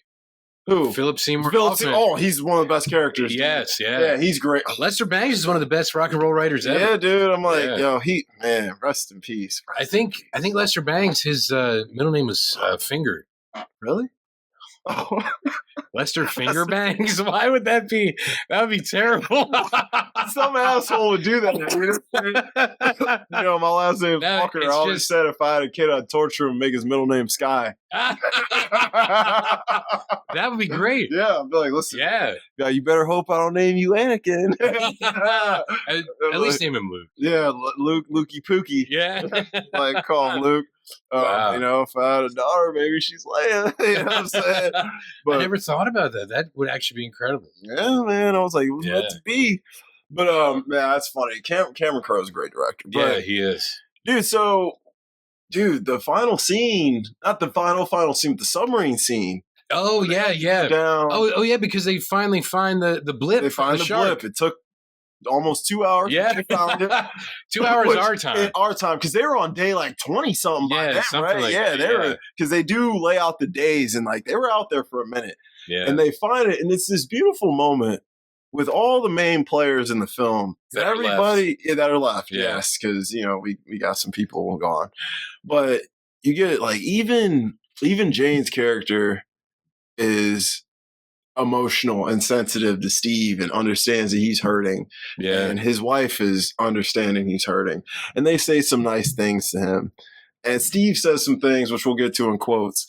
And you're like, man, you know, this guy grew. He grew a lot in this journey. And he learned some shit. And he's never going to be the same after this. And you see that in the final scene with Ho, you know, with the little kid. And yeah. So you see that and the way the film wraps up, but because he wouldn't have done that. Before he wouldn't have wanted to be that close to a kid. And now he's like, because that's Klaus's nephew. That he introduces him to in the beginning, and he puts him on his shoulders, and he's like, because when he first meets him, he's like, yeah, get the fuck out of here. Yeah. He's like, okay, just like the old man. Yeah, just like the old man. That's actually my favorite scene. How many of these do you have? Just for the record. and this, and yeah. When he says, "How many of these do you have?" I started laughing so fucking hard. I was like, "Bro," I was like, "Bro, you have him sign your whole fucking life." Yeah, I'm like, holy shit. My God. But it's like, dude, like if you met one of your favorite dude, like all right, like say Bowie was still alive, and you had all his records on vinyl. It's like, and you knew you're gonna meet him. You'd have him. I'm like, Bowie, please. I'm gonna just lay him out. Just go down the line, bro. Please go down the line. Yeah. Like shit, me, if somebody had my whole catalog, I'd be so hyped to sign all your shit. Man, go sell it on eBay, make some money. Yeah. You know what I mean? Like, go ahead. But so the film wraps up, I think, pretty nicely because we know Steve has changed for the better. Yes. What's going to happen to him? We don't know. Is he going to continue going on the ocean? We don't know. Is he going to... Because he said he was going to retire, He said he was going to retire. But that was before they found the shark. They found the shark. So now... And they actually filmed it, and everyone is like, it's beautiful. It's beautiful. They loved it. And then you see the turtles down there. Yeah. There's a bunch of dope-ass, weird fucking sea creatures down there. Yeah. Cool colors and stuff. And like for 04, I thought they edited them pretty good. I thought it looked pretty decent, you know? Yeah, because it doesn't really look like stop motion. It doesn't. It's like, it looks like CGI to an extent, but it's like, it's clean. But that's a testament to Henry Selick because I think he only does stop motion. Okay, wow. That's some clean ass stop motion. Well, dude, you know, he did Nightmare Before Christmas. That's some of the James and the Giant Peach. Oh, I love that, man. I think he did Coraline also, and that's one of the best stop motion. And The Corpse Bride. So he did some classics. Yeah. I love every single one of them. Yeah. So like the fact that he did that, but that also shows that Wes learned something, because what they ended up doing with like Mr. Fox. Mr. Fox and Isle of Dogs. Yeah. Dude, the Isle of Dogs looks incredible. Like, dude, that stop motion's so seamless. Like, that shit looks crispy as fuck. Man, it's crispy. So, we don't know what happens to Steve. No, we don't, because he's walking away. He's walking away with the kid on his shoulders. Yeah. But we assume Steve... I did. Steve's going to live a better, more enriched life. I think so, too, because Queen Bitch is playing, and we know that song is about a guy that's jealous that this woman is with these other guys and not him. Mm-hmm. So if you think about it as to what happened to Esteban and Ned, it's like, it could have been me. Could have been me. Because, I mean, he even says that in the song. It should have been me, I think, is maybe what he says. But still, I feel like the character of Steve is like, it could have been me. Mm-hmm. And since it wasn't, I now have this responsibility to live a full life for both of them. Absolutely. Yep. Yeah. That's exactly how I looked at it. I'm like, he's got to go on and do great things and be a decent person. If you never make another documentary again, who cares? Yeah. Just be the best guy you can. He has to change that dictated but not red to red. Red. Yeah, for sure. For sure. That's definitely what it is. So, I mean, that's the film. It is a film. It's an adventure movie at the end of the day. It's a goofy ass adventure movie on the sea. And I think it's Wesley's most underrated film by a landslide, by far. Because I hear so many people like Life Aquatic's ass. I'm like, when was the last time you watched? Oh, right around when it came. Like, watch it again and tell me that same thing. Yeah. I'm like, trust me, Life Aquatic is a banger. So let's get into the good stuff. MVP. Bill Murray. That's what I said. Yeah. It's got to be Bill. Because the writing is great and all that. Doesn't work without Bill's performance. Yeah. None of it works. Yeah. It could have fell stale, flat, all that. Like, this could have been a goofy ass sea movie with a bunch of weird style and color. Yeah. Bill made it fucking. You said his timing. His timing. It's perfect. Yeah. And he has a perfect dryness for it. It's like. Yeah, his demeanor is what makes it work. Because he's always straight face. Yes. I don't know how the fuck I don't know how, bro. Because it's almost like it's almost like he really believes everything he's saying. The only other actor I can think of, and I don't have him on my list, that could probably pull that off would be Alec Baldwin. He's another good one. Saying crazy straight face stuff. Yeah. And like, he's the only other person I could think of that might be able to pull it off. Yeah, and I didn't even think of him when I was recasting. Is he too good looking to play Steve, though? Yeah, because women would probably throw I themselves can see at Kate Blanchett liking him. Yeah. Like, you know what? Dude, I'd throw myself at Dude, I'm like, Alec Baldwin's a good looking dude. He still looks good now. Yeah. So I was like, especially when this came out. Oh, he yeah. was fucking, he definitely would have pulled some chicks. He would have been too young, though. Back when this came out. Back when this came out. Now he could play him, but. Yeah, he would have been like mid to late 40s. Mid 40s, yeah. It was like probably like 43, 4, something like that. Yeah. So I got Bill Murray as MVP. Peak season? I have no one. Well, whose peak season is this? The guy who's playing the Bowie songs? Like, honestly, because that's the only time we really heard it. I'm like, it would probably be him. Yeah. Other than that, every other lead in this film has done bigger things. Yes. They've had bigger roles, whatever. Yeah. Definitely not Bill's. Definitely not Kate Blanchett's. Definitely not Owen Wilson's. Definitely not Angelica Houston's. Like, definitely not Willem Dafoe's. Like, all the main players in this movie have eclipsed this movie since then, or even before then. Yeah. So yeah, you're right. Most of their peak seasons, like Bill and Angie's, definitely came before this. Yeah. I would say Willem's.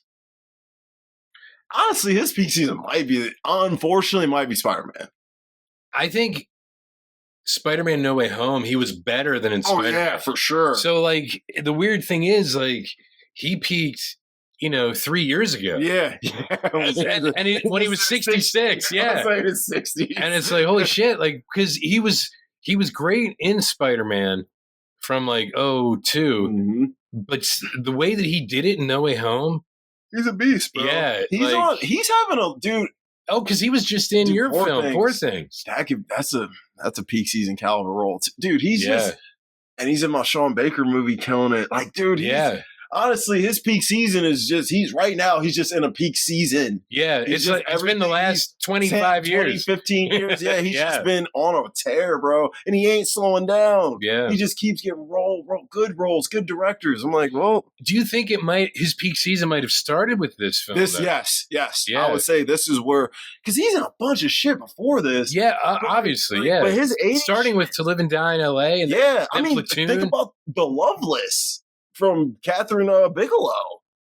That's 81. Really? Yeah, that's old as shit. I was like, this movie's old as fuck. And he's good in that. But like, he didn't become Willem Dafoe, I feel like, until Spider-Man. That's when people like, oh, I know that guy. He's from Spider-Man. Yeah. If you were like, oh yeah, because he was in like The Last Temptation of Christ also. That is that could be a peak season. An old peak season. Yeah, because that was like late 80s. Honestly, right? he's had like 3 different ones. Yeah. That was his 80s peak season. Yeah, maybe for each decade. Yeah, each decade he's had a peak season. Okay. But I'm like, that's a rare actor. He's having the best. He's enjoying the best part of his career right now, though, which is you're almost 70. You're like 70. Like, crazy. Yeah. He shows no signs of slowing down either. So, and why would he if he's hell no, he's killing it. He's loving life, dude. Yeah. He's like, Willem Dafoe's the man, bro. He would make a great Joker too, just because of his face. God, the face alone, bro. If we could have got him 20 years ago. Yeah. Even if Heath Ledger was like, I can't do this. Yeah. Willem could have fucking did that. He could have, yeah. And he could even be a bigger actor, bro. Yeah. Oh, man. That's wild. All right. Best quotes. There's a lot. Yeah. Okay. You go. I'll name mine. And you just jump in with any I missed. Esteban was bitten. Eaten. Yeah. Yeah. Steve, they said you got crazy eye. Oh yeah, I love like he's just like staring at the camera. Wes Anderson, bro, I am cracking up directing this shit. I'm like, y'all, I can't direct. I'm laughing too hard, bro. Y'all motherfuckers funny. How's things going with that leopard fish? Jaguar shark. Leopard fish. Oh yeah, because it's Jeff Goldblum. Yeah. Leopard fish. I said I wanted to say hello. I didn't say I wanted you to touch me. The black girl. Oh, yes. Up to him, I just want to say hello. He touches her. Yeah. Yeah. How many of these do you have? Fucking the whole bull side of the jaw. Oh, yes. Yes. We were just talking about that. Well, if you excuse me, I'm going to go on an overnight drunk. And in 10 days, I'm setting out to find the shark that ate my friend and destroy it. Yeah. An overnight drunk. I don't even know what that is. Yeah, I guess you're just drinking all night. All night. Yeah. Like overnight drunk. This is probably my son, Ned.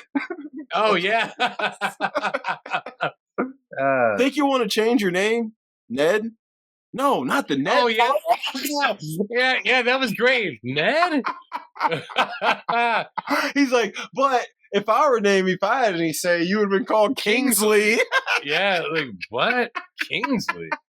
The Ned part. Not the Ned part.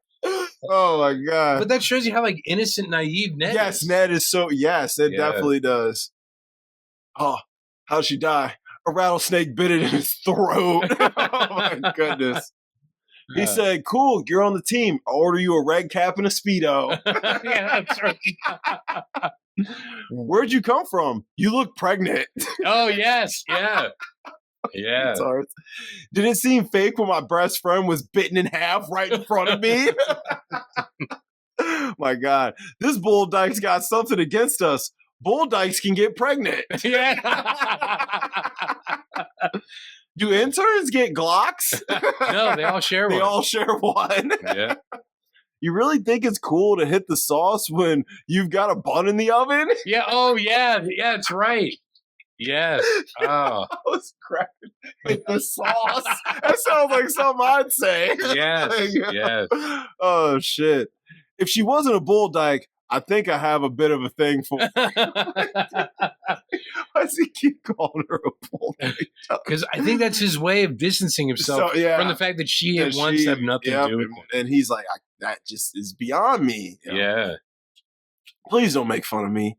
I just wanted to flirt with you. That's a great one. I was like, that's some real shit. Because, like, I think a lot of guys have been in that position before where you're like, you're kind of feeling a girl If she ain't feeling you like that, and like Yeah. you innocently flirt, and then she puts you in your place, and you're like, well, damn, man, you could have just been a little nicer about it, you know? Yeah. I think from the best looking, smoothest guys, we've all been there. I don't care how good looking, smooth, rich a dude is, there's been a chick who didn't want you. Yeah. You know what I'm saying? A chick you probably wanted a lot. So, are those hijackers? We call them pirates out here. Hijackers. Oh, yeah, because he's looking under the door Yeah. at the thing, and he sees them all standing there. Yeah. Hijackers. Oh, yeah, because he is a pilot. Yes. Yes. If we don't do this right, we'll all get murdered, including her unborn British child. Yeah. Yes, like what? What? Unborn British child. I'm like, this guy. That pregnant slut's been playing us like a cheap fiddle. I'm like, yo, his mouth in here is insane, bro. Hey, somebody pay for this water taxi. That's it. I'm retired. Oh, man. How'd you get my espresso machine? Fucking stole it, man. Oh, my God. Dude, Bud Court, yeah. Yeah, and the way he says it, I was like, wow. His line delivery, he don't say that much in this movie. Yeah. Every line he spits is just right. You can tell he's a professional. Yes. Yeah. Man. Yeah. I think we should have adopted Ned. He was 30, but I would have been down for it. And this one, I think this is the best, realist, like the line that wraps it all up. Oh, I think I know which line it is. I wonder if it remembers me. Oh. That was mine. What line were you thinking? I was thinking, why didn't you ever try to contact me? Oh, man. Because I hate fathers and I never wanted to be one. Yeah. Damn, Al. That line wrapped me up so much, I forgot to write it down. Because I write these down as I watch them. Yeah. So, like, that's why they're all pretty much go in chronological order of the film. Yeah. And that one hit me so hard, I was like, damn, that was some real shit. I totally forgot to write that bitch down. So your line, I wonder if it remembers me about the shark. Mm-hmm. And that line actually does wrap up the whole film because it's about not wanting to be a father, but it's also about legacy. Legacy, yep. And being a father is about legacy. It's about legacy. And he's like, damn, my legacy now is gone. Yeah. You know, at that point, it's like, damn. Because, you're right. The only thing that we're really remembered is this goddamn shark. Or remember him. Yes. He's like, which is crazy. And they try and assure him, like, oh, yeah. But he probably doesn't. Yeah, no. It's a fucking shark. Yeah. He's like, it could have a memory like a goldfish. Yeah, you don't know. He forgot about you literally after you left his sight. You know what I'm saying? You don't know, but you don't know. I don't know how smart a jaguar shark is. Yeah. I didn't know that existed until I saw this movie. Yes, exactly. The leopard fish. That's funny. And then, ho. And then he puts the kid on his shoulders and they walk away, bro. And that's pretty much like wraps up the film. Yeah. All right. Well, I'm sure you got some I missed. I mean, you already said one. Yeah, just that one was most important. When he's referring to Eleanor, she's a real bitch. She was raised by me. Like, wow. Oh, my God. Wow. He has so many fucking lines in this movie, bro. Oh, when he and Ned are at that place and those guys are talking in whatever language about Steve with his earring and his 15-year-old cousin, and Steve is like, people say that when someone says something like that, it's because they're jealous, but it still hurts. It still hurts bad. Yep. Yeah. That man was damn rude. Too. He can go straight to hell. Dude, those are some good lines. He did have some that's the thing with Bill Murray, I don't know if it's his line delivery, but in every movie he's in, no matter what the lines are, he'll say 2 or 3 that just make you feel like what he said is the most important thing you've ever heard. Yeah. It's insane. And he has 5 of those in this movie. Here it is. He's got hydrogen psychosis. The crazy eye. The crazy eye. Hydrogen psychosis. Dude, looking fucking ridiculous. Oh, my gosh. Yeah. I mean, other than that, what you said was pretty much it. I think I got a lot of them. All right, what's age the best? Hold on. There's one more great one. I'm so sorry. Go ahead. This is from Jane. I'm going to have to start locking my effing door. Yep. It was locked. I kicked it in. Why don't you just curse like other people? Because I'm trying to get out of the habit of grab my fucking baby. I was like, Kate Blanchett is goated. Yeah. Like, I love this woman, dude. Yo, that shit. It was Locked on Kate. I was some of them. I was laughing so hard. I'm like, I just forgot to write down, bro. Like it went past me, and I was like, yo, that was one of them. All right, so what's aged the best? I had the Portuguese Bowie soundtrack. Oh my God, yes, the soundtrack. Father-son dynamics. Yeah, because this is like a step up from, even though like they healed some stuff in Tenenbaums. Oh, there's a lot left to heal though. Yeah. There's still a lot of trauma that can't be solved in a couple weeks. Yeah. And this is like, it changes Steve. Mm-hmm. Like obviously Ned would have stayed the same person anyway, I think, because he is that naive, innocent, like country bumpkin. Yeah. He's yearning for a father. He is, because he never had it. Never had it. And before he died, he got it though. Mm-hmm. And so he could die happy. Yes. And so it's like, thank God he died fulfilling probably his ultimate goal and wish. And he died with his father. With his dad. Well, like obviously his dad didn't die, but you know what I mean? Yeah. Like his father was with him. Mm-hmm. And actually carried him ashore. Sent you off, yeah. Yeah. Sent you off properly. Yeah. And so, God, everyone got so depressed after that. Yeah, because he was the heart of the soul. Yep, yeah. He really was. What's aged the worst? I had Owen Wilson's southern accent, homophobic slurs. I agree wholeheartedly. Dude, his accent was so bad. I'm watching, I was like... And he's from Texas. Why did they just make him from Texas? Yeah, I'm like, why did he be from Kentucky? Like, who cares? Like, a state no one cares about. Yeah. Excuse me. Not even... anyone from Kentucky. We love you. But like, does Mitch McConnell even care about Kentucky? Probably and he not. represents Kentucky. Probably not. Hey, Mitch, how do you feel about Kentucky?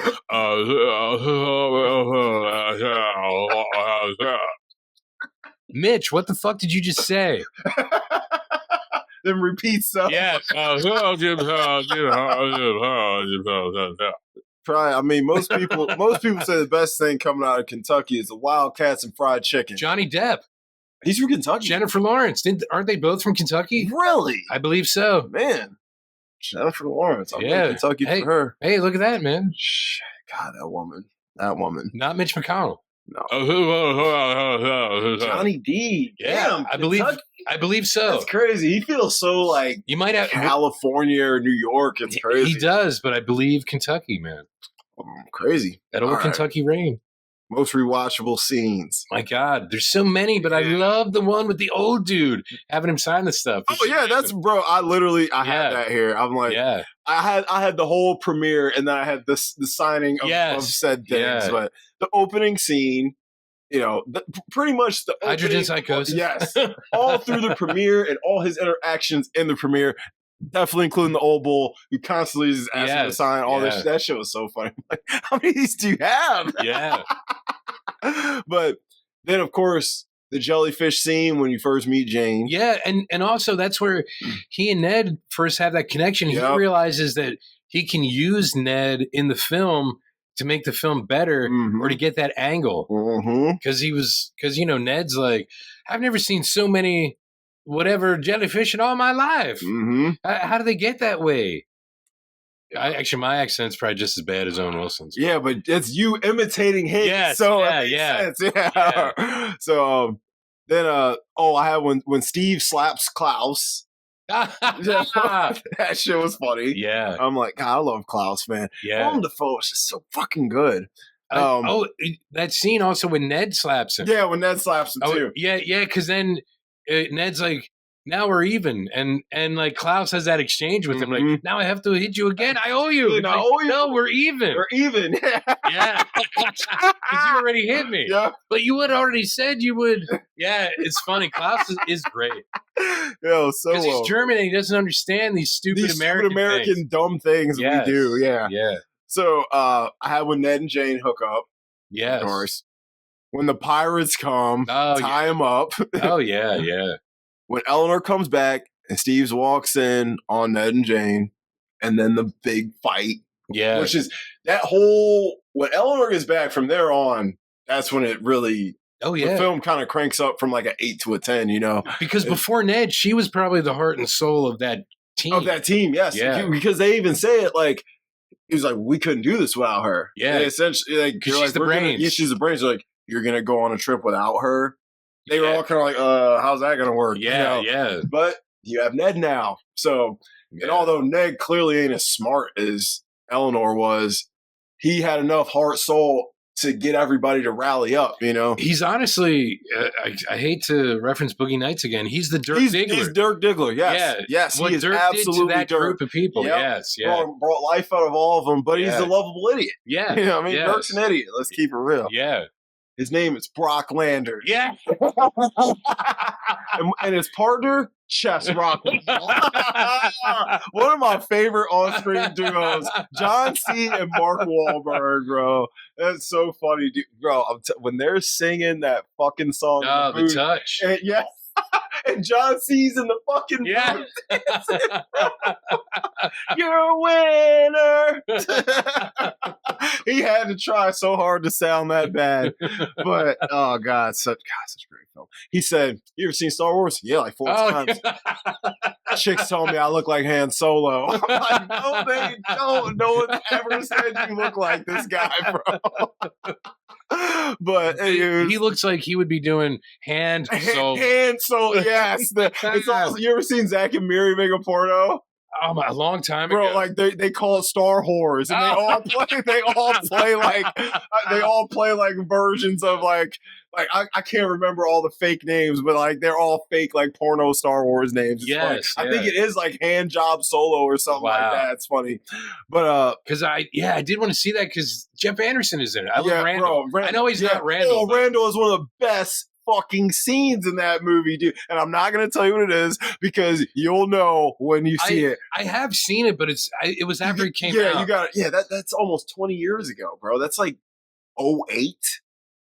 I think that's 08. It might be because it was before Seth Rogen really. It was before the Seth Rogen boom. Yeah, before that. So because he was still kind of coming up. And I think that's an underrated ass Kevin Smith movie. Like, yeah, it was after I think the 40-year-old version. It was after 40-year-old version, and it was probably right before Knocked Up. Yeah, I was like, it was right before Knocked Up. Yeah. So that was because Knocked Up.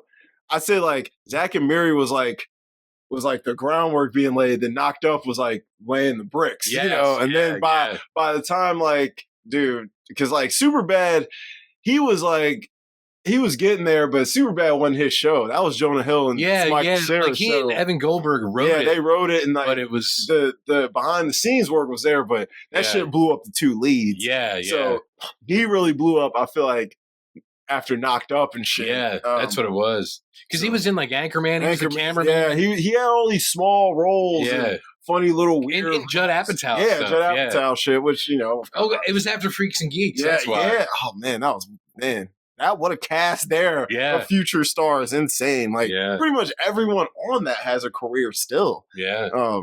So I had that Ned's funeral. Yeah. Of course. Oh no, the rescue mission. Yeah, definitely. The rescue mission. Yeah. So hilarious, bro. Hilarious. Then Ned's funeral, tear. And then the other film premiere. Yep, the other film premiere, submarine scene. Yeah. And the submarine scene. Yeah. And then I had the submarine to the end. Yeah. And I mean, I was amazed they all fit in that sub. They all fit. Dude, that sub was tiny as hell. It was like 6 of them in there. I'm like, bro, y'all comfortably sitting in there. Yeah. Arms spread. Yeah. Laid back. I'm like, shoot, I feel like man spreading. I feel like y'all are being there like some fucking sardines, fella. Yeah. That's great. All right. Best characters. Wow. Well, definitely those 3, the main 3. Yeah, the main 3. I had Steve, Klaus, Eleanor, Ned, and Jane. Not Alistair? I had Alistair as a worst character. Okay. I did have him worse. Not that he's not terrible. He's not like a worst character. Like it's just he's meant to be. Yeah, he's not Darth Vader evil, but like he is an asshole. We were both terrible husbands, but at least I have an excuse. I'm part gay. I'm part gay. Yeah. That's hilarious, but. And he was kind of jacked in that movie. He was, bro. He's always been in pretty good shape. Ever since like Jurassic Park, because he was more like sinewy in like The Fly. He was in pretty good shape there. He's just tall, bro. Yeah. So like, when you're tall like that, it's hard to like kind of build that muscle because you're so long, so your weight spreads. Yeah. That's why like, if you see a dude who's 5'3", he works out for 3 years, dude looks like fucking the Hulk, you know? Yeah. But that's why it's impressive when dudes like Chris Hemsworth gets this big, because I'm like, dude, you're tall and fucking big. Like, it's insane. Or like Hugh Jackman. Oh my god. He's a jacked man. Yeah, huge jacked man. Dude, he is. Like I said, just if you want to fucking get your mind blown, just watch the beginning of Days of Futures Past, and you'll be like, "What the fuck, dude?" Like when he even now, like in Deadpool and Wolverine. Oh, I'm seeing the trailers. I'm like, dude, he's still huge. I know he's got to be taking some help though, because he's old. He's what, 56, 7? Well, he said that like, you know, when he's doing these films, he trains for like months, but it's more like the diet and the stuff too. Like he has to eat.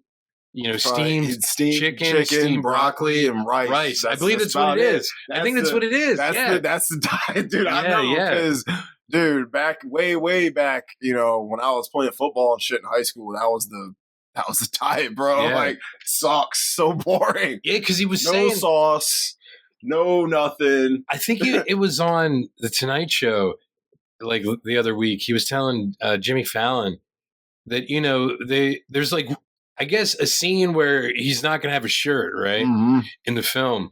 And he wanted to film it like before, like at the beginning.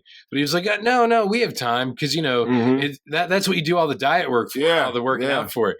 And then the strike happened. He's like, oh. Yeah, he's like, fuck, now I have to do this till I have to do the same diet and all this shit till the end instead of we could have filmed it in the beginning and had it out of the way. It's just like that movie RRR. I told you watch the Indian film. Yeah. The two leads, they're like fucking yoked in there, and they're like COVID hit like right when they were filming it. And dude, the director was like, bro, y'all are gonna hate my soul, but y'all gotta stay in this shape because as soon as they say we're good, y'all gotta be ready. And they're like, are you fucking kidding me? They're like, bro, we're in our 30s, bro. This shit is hard, bro. Bro, they're like, dude, I was so ready to eat some ice cream and shit. Like, they were like, bro, so we had to stay in that shape for like a year. I'm like, oh my God, to maintain a 6-pack for a year. That's fucking a job in itself. I'm like, dude, wow. People don't work out. They think, hey, oh, you have a 6-pack. That was easy to get. First of all, it's not easy to get, especially when you're older. And second, it's not easy to keep. You know what I mean? Dude, getting a 6-pack, bro, like. Well, dude, I have a keg. Yeah, so you're serving up for the whole party. Yeah. But it's, dude, oh my God.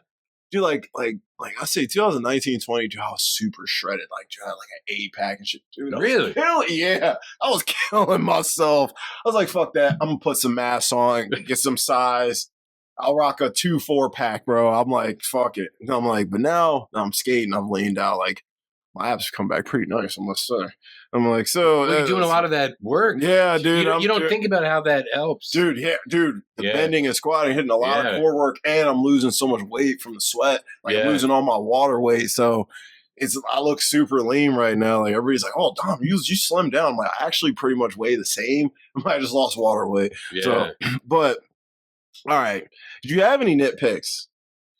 Not really. I mean, it was just that the one, like, did she only want Ned to be a father? I feel like that's just an unanswerable question. Oh, that is an unanswerable question. Yeah, no real nitpicks because you learn so much about the characters throughout the film. And everything that's stupid is purposefully done that way. Yes, you know what I'm saying? So there's nothing. It's a Wes Anderson film. Everything is on purpose. Yes. There's nothing in there that was like, oh, I don't know how that happened. No, everything is on purpose. From even every color you see, everything in the frame, Wes put it there. Yeah, he wanted it there. Even that cranfish or whatever in the beginning is there to kind of set you up for like the jellyfish later, those crabs, and the leopard shark. And to just show you this is a playful film. Yeah. Like, you're going to see some weird shit. Don't expect to see some real marine biology, bro. Yeah, it's not really reality. Yeah, I'm like, saying real marine biology out here. Like, this is some shit we're gonna mix it in with my style. You know? Steve has books about underwater life, but he knows jack shit. None of it. He never read it. I'm like, did he actually read it? Yeah, dictated, not read. All right, recasting couch. Who'd you have for Steve? The same guy I think I said last week for Bill Murray's character, Tom Hanks. I was thinking, because I think he's able to pull off the dialogue in much the same way Bill Murray does. Absolutely.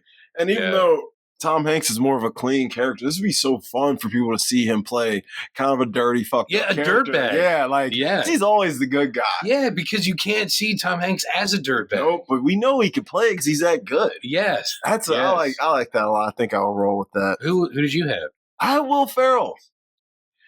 I think Will Ferrell might make it too goofy. Although Will Ferrell would be perfect. That's what I was like. Don't get me wrong. The look and age I was thinking there, but he might make it too goofy because he is more animated than Bill. Yes. Because Bill's humor all comes from his mouth. Everything he says or in the delivery. Yeah. Where Will Ferrell acts stupid too. You know, he'll be a goofball. So I like Tom Hanks more. We'll go with him. Who'd you have for Ned? I can only think of Tom Holland. Is that weird? No, he's age appropriate, but I went with your boy, Jack Quaid. My God, that would be perfect. I didn't even think about him, and I'm always saying him for everything. That's what I was like, you got me on him now. Like, you know what? He would be good for a lot of this shit. Because he would have that youthful innocence. Mm-hmm. And like, the look will be there. The age is there. I'm like, it all works. And also with like Tom Hanks' height and his height. Yes, it's more believable. Even though he's a little taller, it is believable. Tom Hanks pretty tall. He is, but I think Jack Quaid is like 6'4", 3? Yeah, something like that. Yeah. Tom Hanks probably like 6'2". Yeah, so it is not. Yeah, that's a good. Yeah, Jack Quaid is good. That's good. So Klaus, who'd you have for Klaus? I've changed it. James Franco. Yeah, I like that, bro. Yeah. We can roll with that because that's the one, bro. I was thinking about that all last night. I'm at the gym last night, like, bro, who the fuck could play Klaus? I'm looking through lists. I'm like, I can't put my finger on it. So I asked Cora this morning. She was like, I don't fucking know. I'm like, God. Has she watched the movie? Yeah, she's seen it. She said she watched it a couple months ago. I was like, have you seen Life Aquatic? She's like, actually, yeah, I just saw it recently. And I was like, well, great, you can help me. She's like, who will play Willem Dafoe? She's like, well, I don't know. He's too special. I'm like, I know, bro. No. That's why James Franco, who played his son in Spider-Man. That's perfect. He's the only one who can do it. I like my Eleanor. Who you got for Eleanor? Believe it or not, I put Jean Smart. Oh, I didn't think about it. I would have never thought of that. Yeah, because I loved her in Watchmen, and she's in that show Hacks. Uh-huh. And she's like the past. She was in like one of the seasons of Fargo. Like I have to watch past that decade show. Or so. Like she's more of like a TV show actress right now. Yeah, and she was on Designing Women way back when. Mm-hmm. But like the past decade or so, she's really become. I'm gonna say like the Meryl Streep of television. She was in Sweet Home Alabama too, right? She might have been. It's been a while since I've seen it. Yeah, she's good, and her look is right for it. Yeah, and if you watch the Watchmen show, you'd be like, "Oh my God, she's incredible." But is she too old now? The thing is, like, if you have like Tom Hanks and stuff, they would be like age appropriate together. Age appropriate together. Yeah, you could rock that because that could work still. Because Tom Hanks probably looks like at Bill Murray's age when he was in this. Yeah. Okay, yeah, I like her. I had Helena Bonham. Oh, Helena Bonham Carter. Yeah. She just reminds me of Angie. Just that vibe, around the same age for that time. I just love Helena Bonham. She's fucking gorgeous. I know. I do too. She's great. I'd have to say yes. Yeah. Yeah. She's great. So I'm like. I think Wings of the Dove. Did you ever see Wings of the Dove? No, I didn't. Okay. Good? Yeah. I mean, she's. Yeah. Yeah, Tim Burton shouldn't have let that go. No, I heard, dude, he's dating fucking Monica Bellucci. Is he? Yeah, man. Your I'm girl. I'm like, go ahead, Timmy. You went from Helena to her. Wow. My hands are thrown up, buddy. Go you. Wow. I'm like, what else could I say? But if we're gonna go with Tom, I like Jean Smart more. Yeah, Jean Smart is an incredible actress. Yeah, I'm like, if we're gonna go with Tom, I like her more. When you watch the Watchmen show, she is an older Silk Spectre. Okay. Oh man. Yeah. That's kind of dope. Okay. Yeah. She's amazing. She's just amazing. All right, who you got for Jane? Your girl. I always mispronounce her name. Saoirse Ronan. Yes. So I had her at first. Yes. And I said, Dom, you've been using her way too much because that was the first person I thought. Yeah, I thought so. That's why I thought of her. I immediately was like, oh, Saoirse Ronan. And I was like, yeah. I was like, Dom, you always cast. But she would be great, though. She really would. I was like, this might be the time you really should just stick to your guns. But I was like, you know what, Dom? Go Florence Pugh. No. Oh. I always use her, too. Yes. Someone in that same category, though. Margot Robbie. You know what? She would be great. She's age appropriate, blonde, yes, very similar vibe to a Cate Blanchett, and we give her an opportunity to do something different than what most people cast her as. Stretch out her chops a little bit. Yeah. But of course, I love Saoirse Ronan. That's who I would pick. Yeah. If this is directed by Dom, I'm gonna get Saoirse Ronan. Yes. Because I fell in love with that woman after I watched Brooklyn. I was like, this woman is already a legend. I'm like, she's the best. It wasn't after Grand Budapest. It wasn't. Really? She's great in there, but it's a smaller role. I loved her in Little Women, and although I don't love her character in Lady Bird, she played the shit out of it. Like, great actress. But when I saw her in Brooklyn, I was like, I love this bitch. I was like, this bitch she's too nice. I was like, she's so good. We'll just go with Saoirse Ronan. Are you sure? Because Margot Robbie is actually great. Is good too. Yeah, for like the look wise, and she's Australian. Yeah, so we could, should we keep it Australian? We can, yeah, we might as well. But is Margot Robbie way too hot for Jack Quaid? I mean, you could also go for like a Jennifer Lawrence or somebody, She's right? Way too hot for Jack Quaid. I'm like, man. Well, just keep getting hotter. Poor Jack Quaid.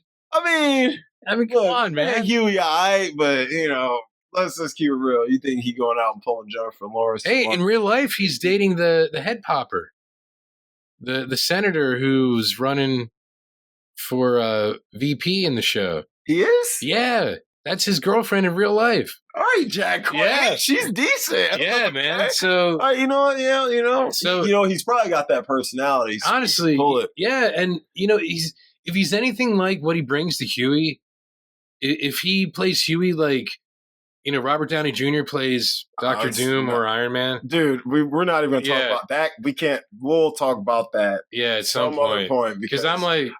Everyone is like, and I'm like, I'm sorry. All right. Anyways, we we might just have to have a bitch fest. I'm like, we might just have to make an episode of that. Because I was like, what the fuck am I reading? But if he brings to like Huey what Downey Jr. brought to Iron Man as far as like so much of himself, I could see him pulling anybody. Pulling some chicks for sure. Yeah, he could pull Kimiko too, probably, if he wanted to. Dude, she's a nice little yellow tail, man. Yeah. Nice little chick.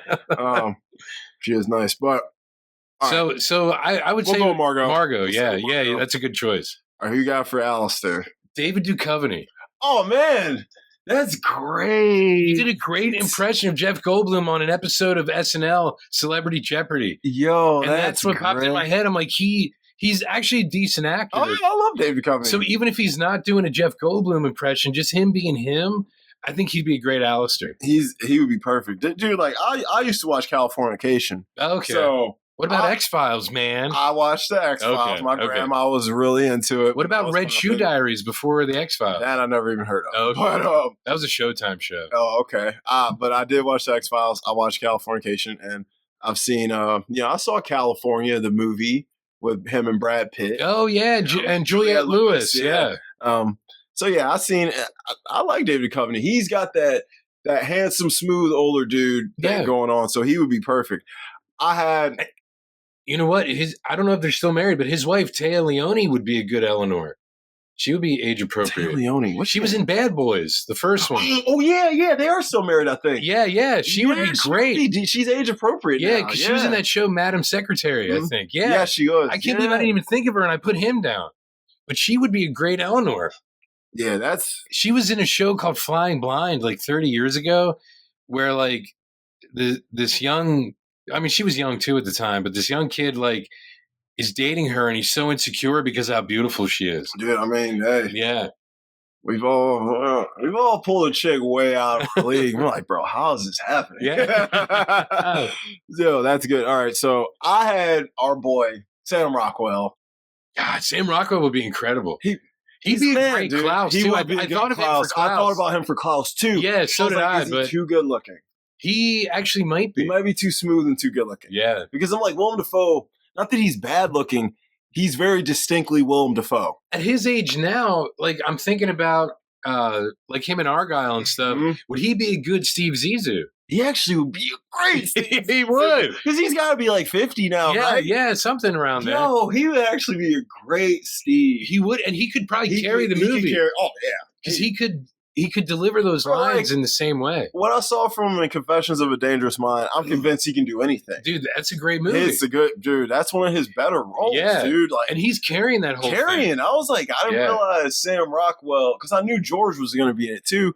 Yeah. Like, I didn't realize this is Sam's movie. He put that shit on his back. And he was great. He ran with it. He ran with the torch, bro. Yeah. And you pulled Julia Roberts. So what can I say? What can I say? You know, one of my 3 J's. Yeah. Dude.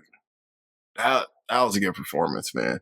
He's so underrated. I feel like it took all the way for him to do 3 Billboards Outside of Ebbing, Missouri for people to realize how good he actually was. Yeah, because that was probably 15 years or more after Dangerous Mind. Yeah, that's way after that. Because that's 02? I think it was. Yeah, so like 3 Billboards Outside of Ebbing, Missouri is like 2017. So it took 15 years. Yeah. Like he had almost 2 decades. That's a good recast, yeah. Yeah. But I think I like your Alistair more. David Duchovny. I like that more.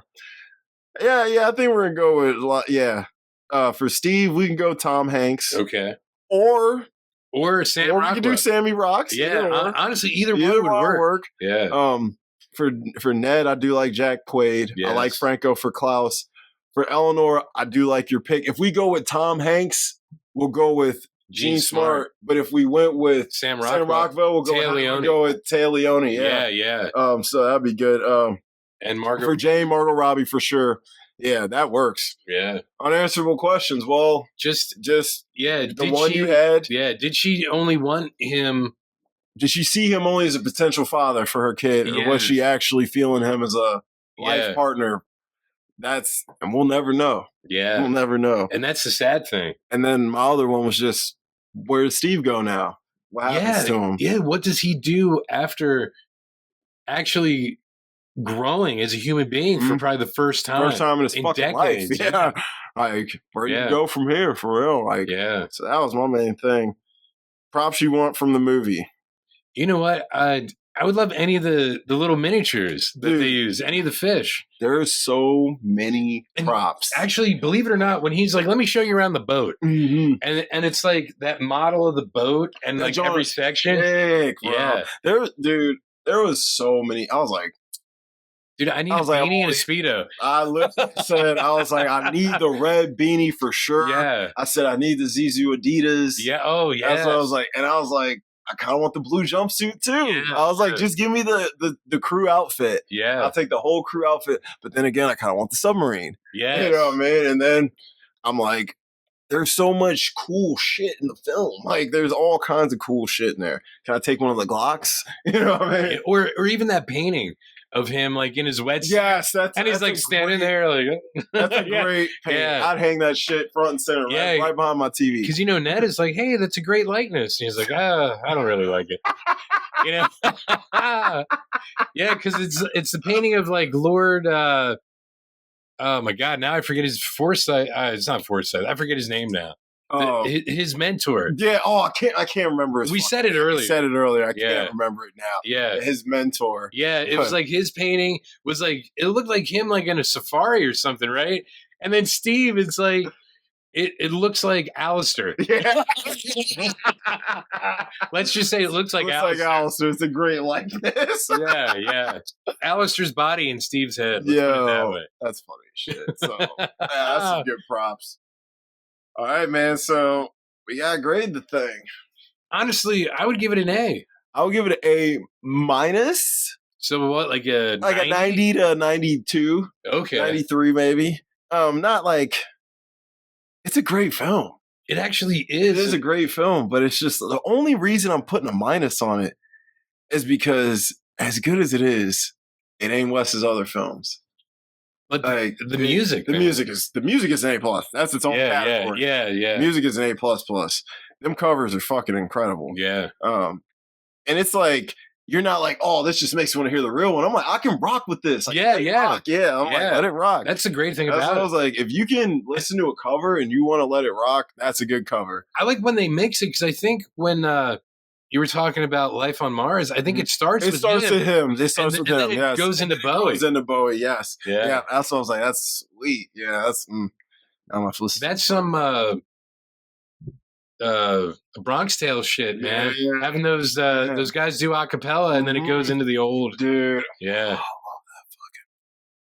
I'm sorry. I didn't mean to bring it up. Oh man. And he's like, seems like there was a doo-wop band on every corner. Oh man. God, I love that movie. C, my man C. Calorgino. She said, what? Calorgino. You can call me C. Oh man, what a good movie. Good interracial movie. Yeah, interracial dating film. You know? Yeah. You and Felicia should watch it, you know? She loves that movie. Like, oh, it's one of the best. Yeah. I love the soundtrack. I've never actually seen the movie. Good. Dude, you got the Beatles. Such good rock from the 60s. Oh, yeah, yeah. That's what wait, hold on. Wait. Yeah, you heard I think me it just right. went right over my You did hear head. me. You did hear me. I've listened to the soundtrack many, many times, but I've seen bits and pieces of it, but I've never actually seen.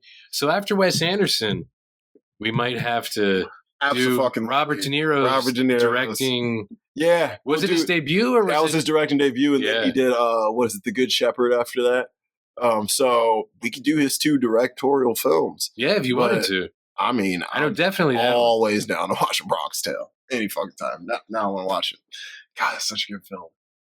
Man, I can't believe you haven't seen that. Yeah. So good, dude. So good.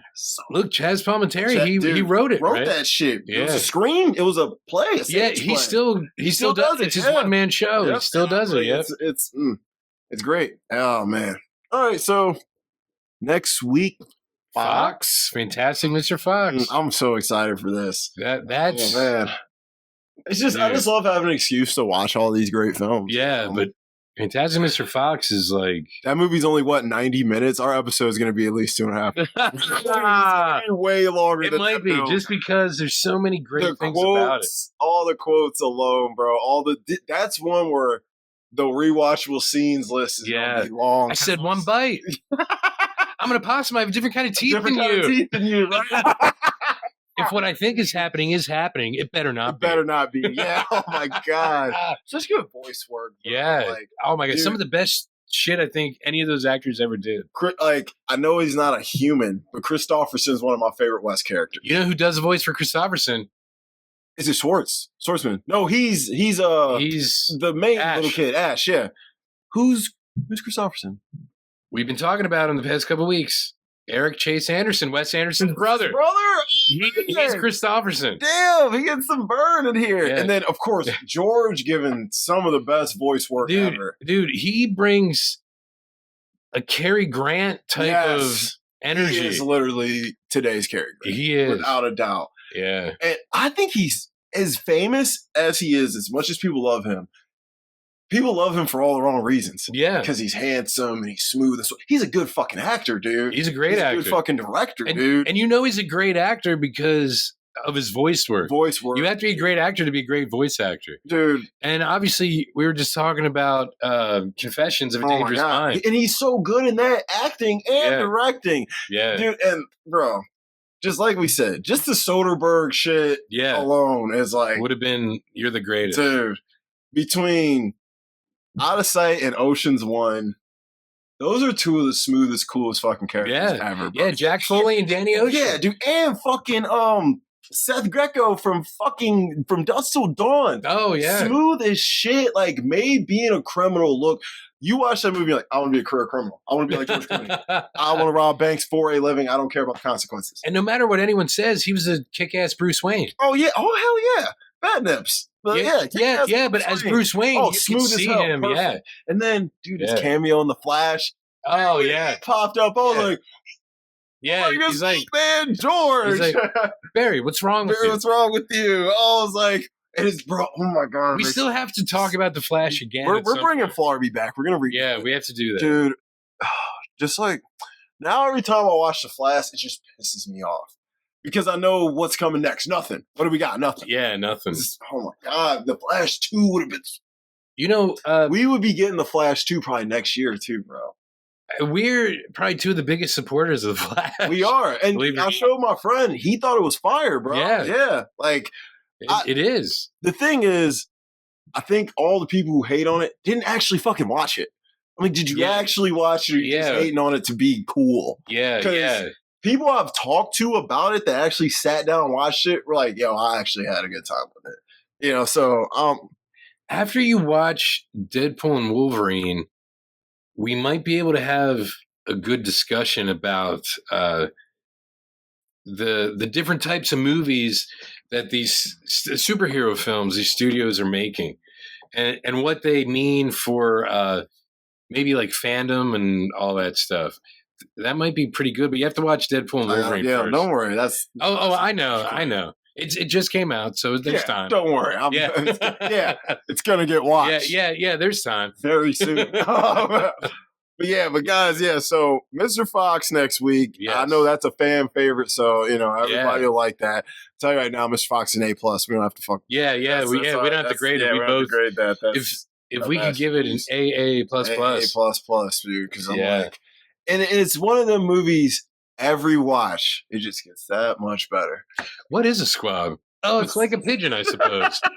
I mean, it is kind of like a pigeon. You're positively glowing. It is a pigeon, actually. I'm like, it's a pigeon. I've watched enough Hell's Kitchen now. It is a pigeon. Eat that shit. Yeah. But they have to call it squab because people aren't going to be like, can I have a pigeon, sir? Because remember Bert from Sesame Street, Bert and Ernie? He had a dance because he loved pigeons. He had a dance called Doing the Pigeon. So I don't know if he was really like in love with pigeons or if he really loved pigeons. Because his song was Doing a Pigeon. Yeah. So Jesus. I'm not sure. Anyway, yeah. All right, guys. I'm Dom. I am Jamie. Oh my. That's funny, bro. I'm sorry. No, you're good. Go ahead and close that shit out. I'm like,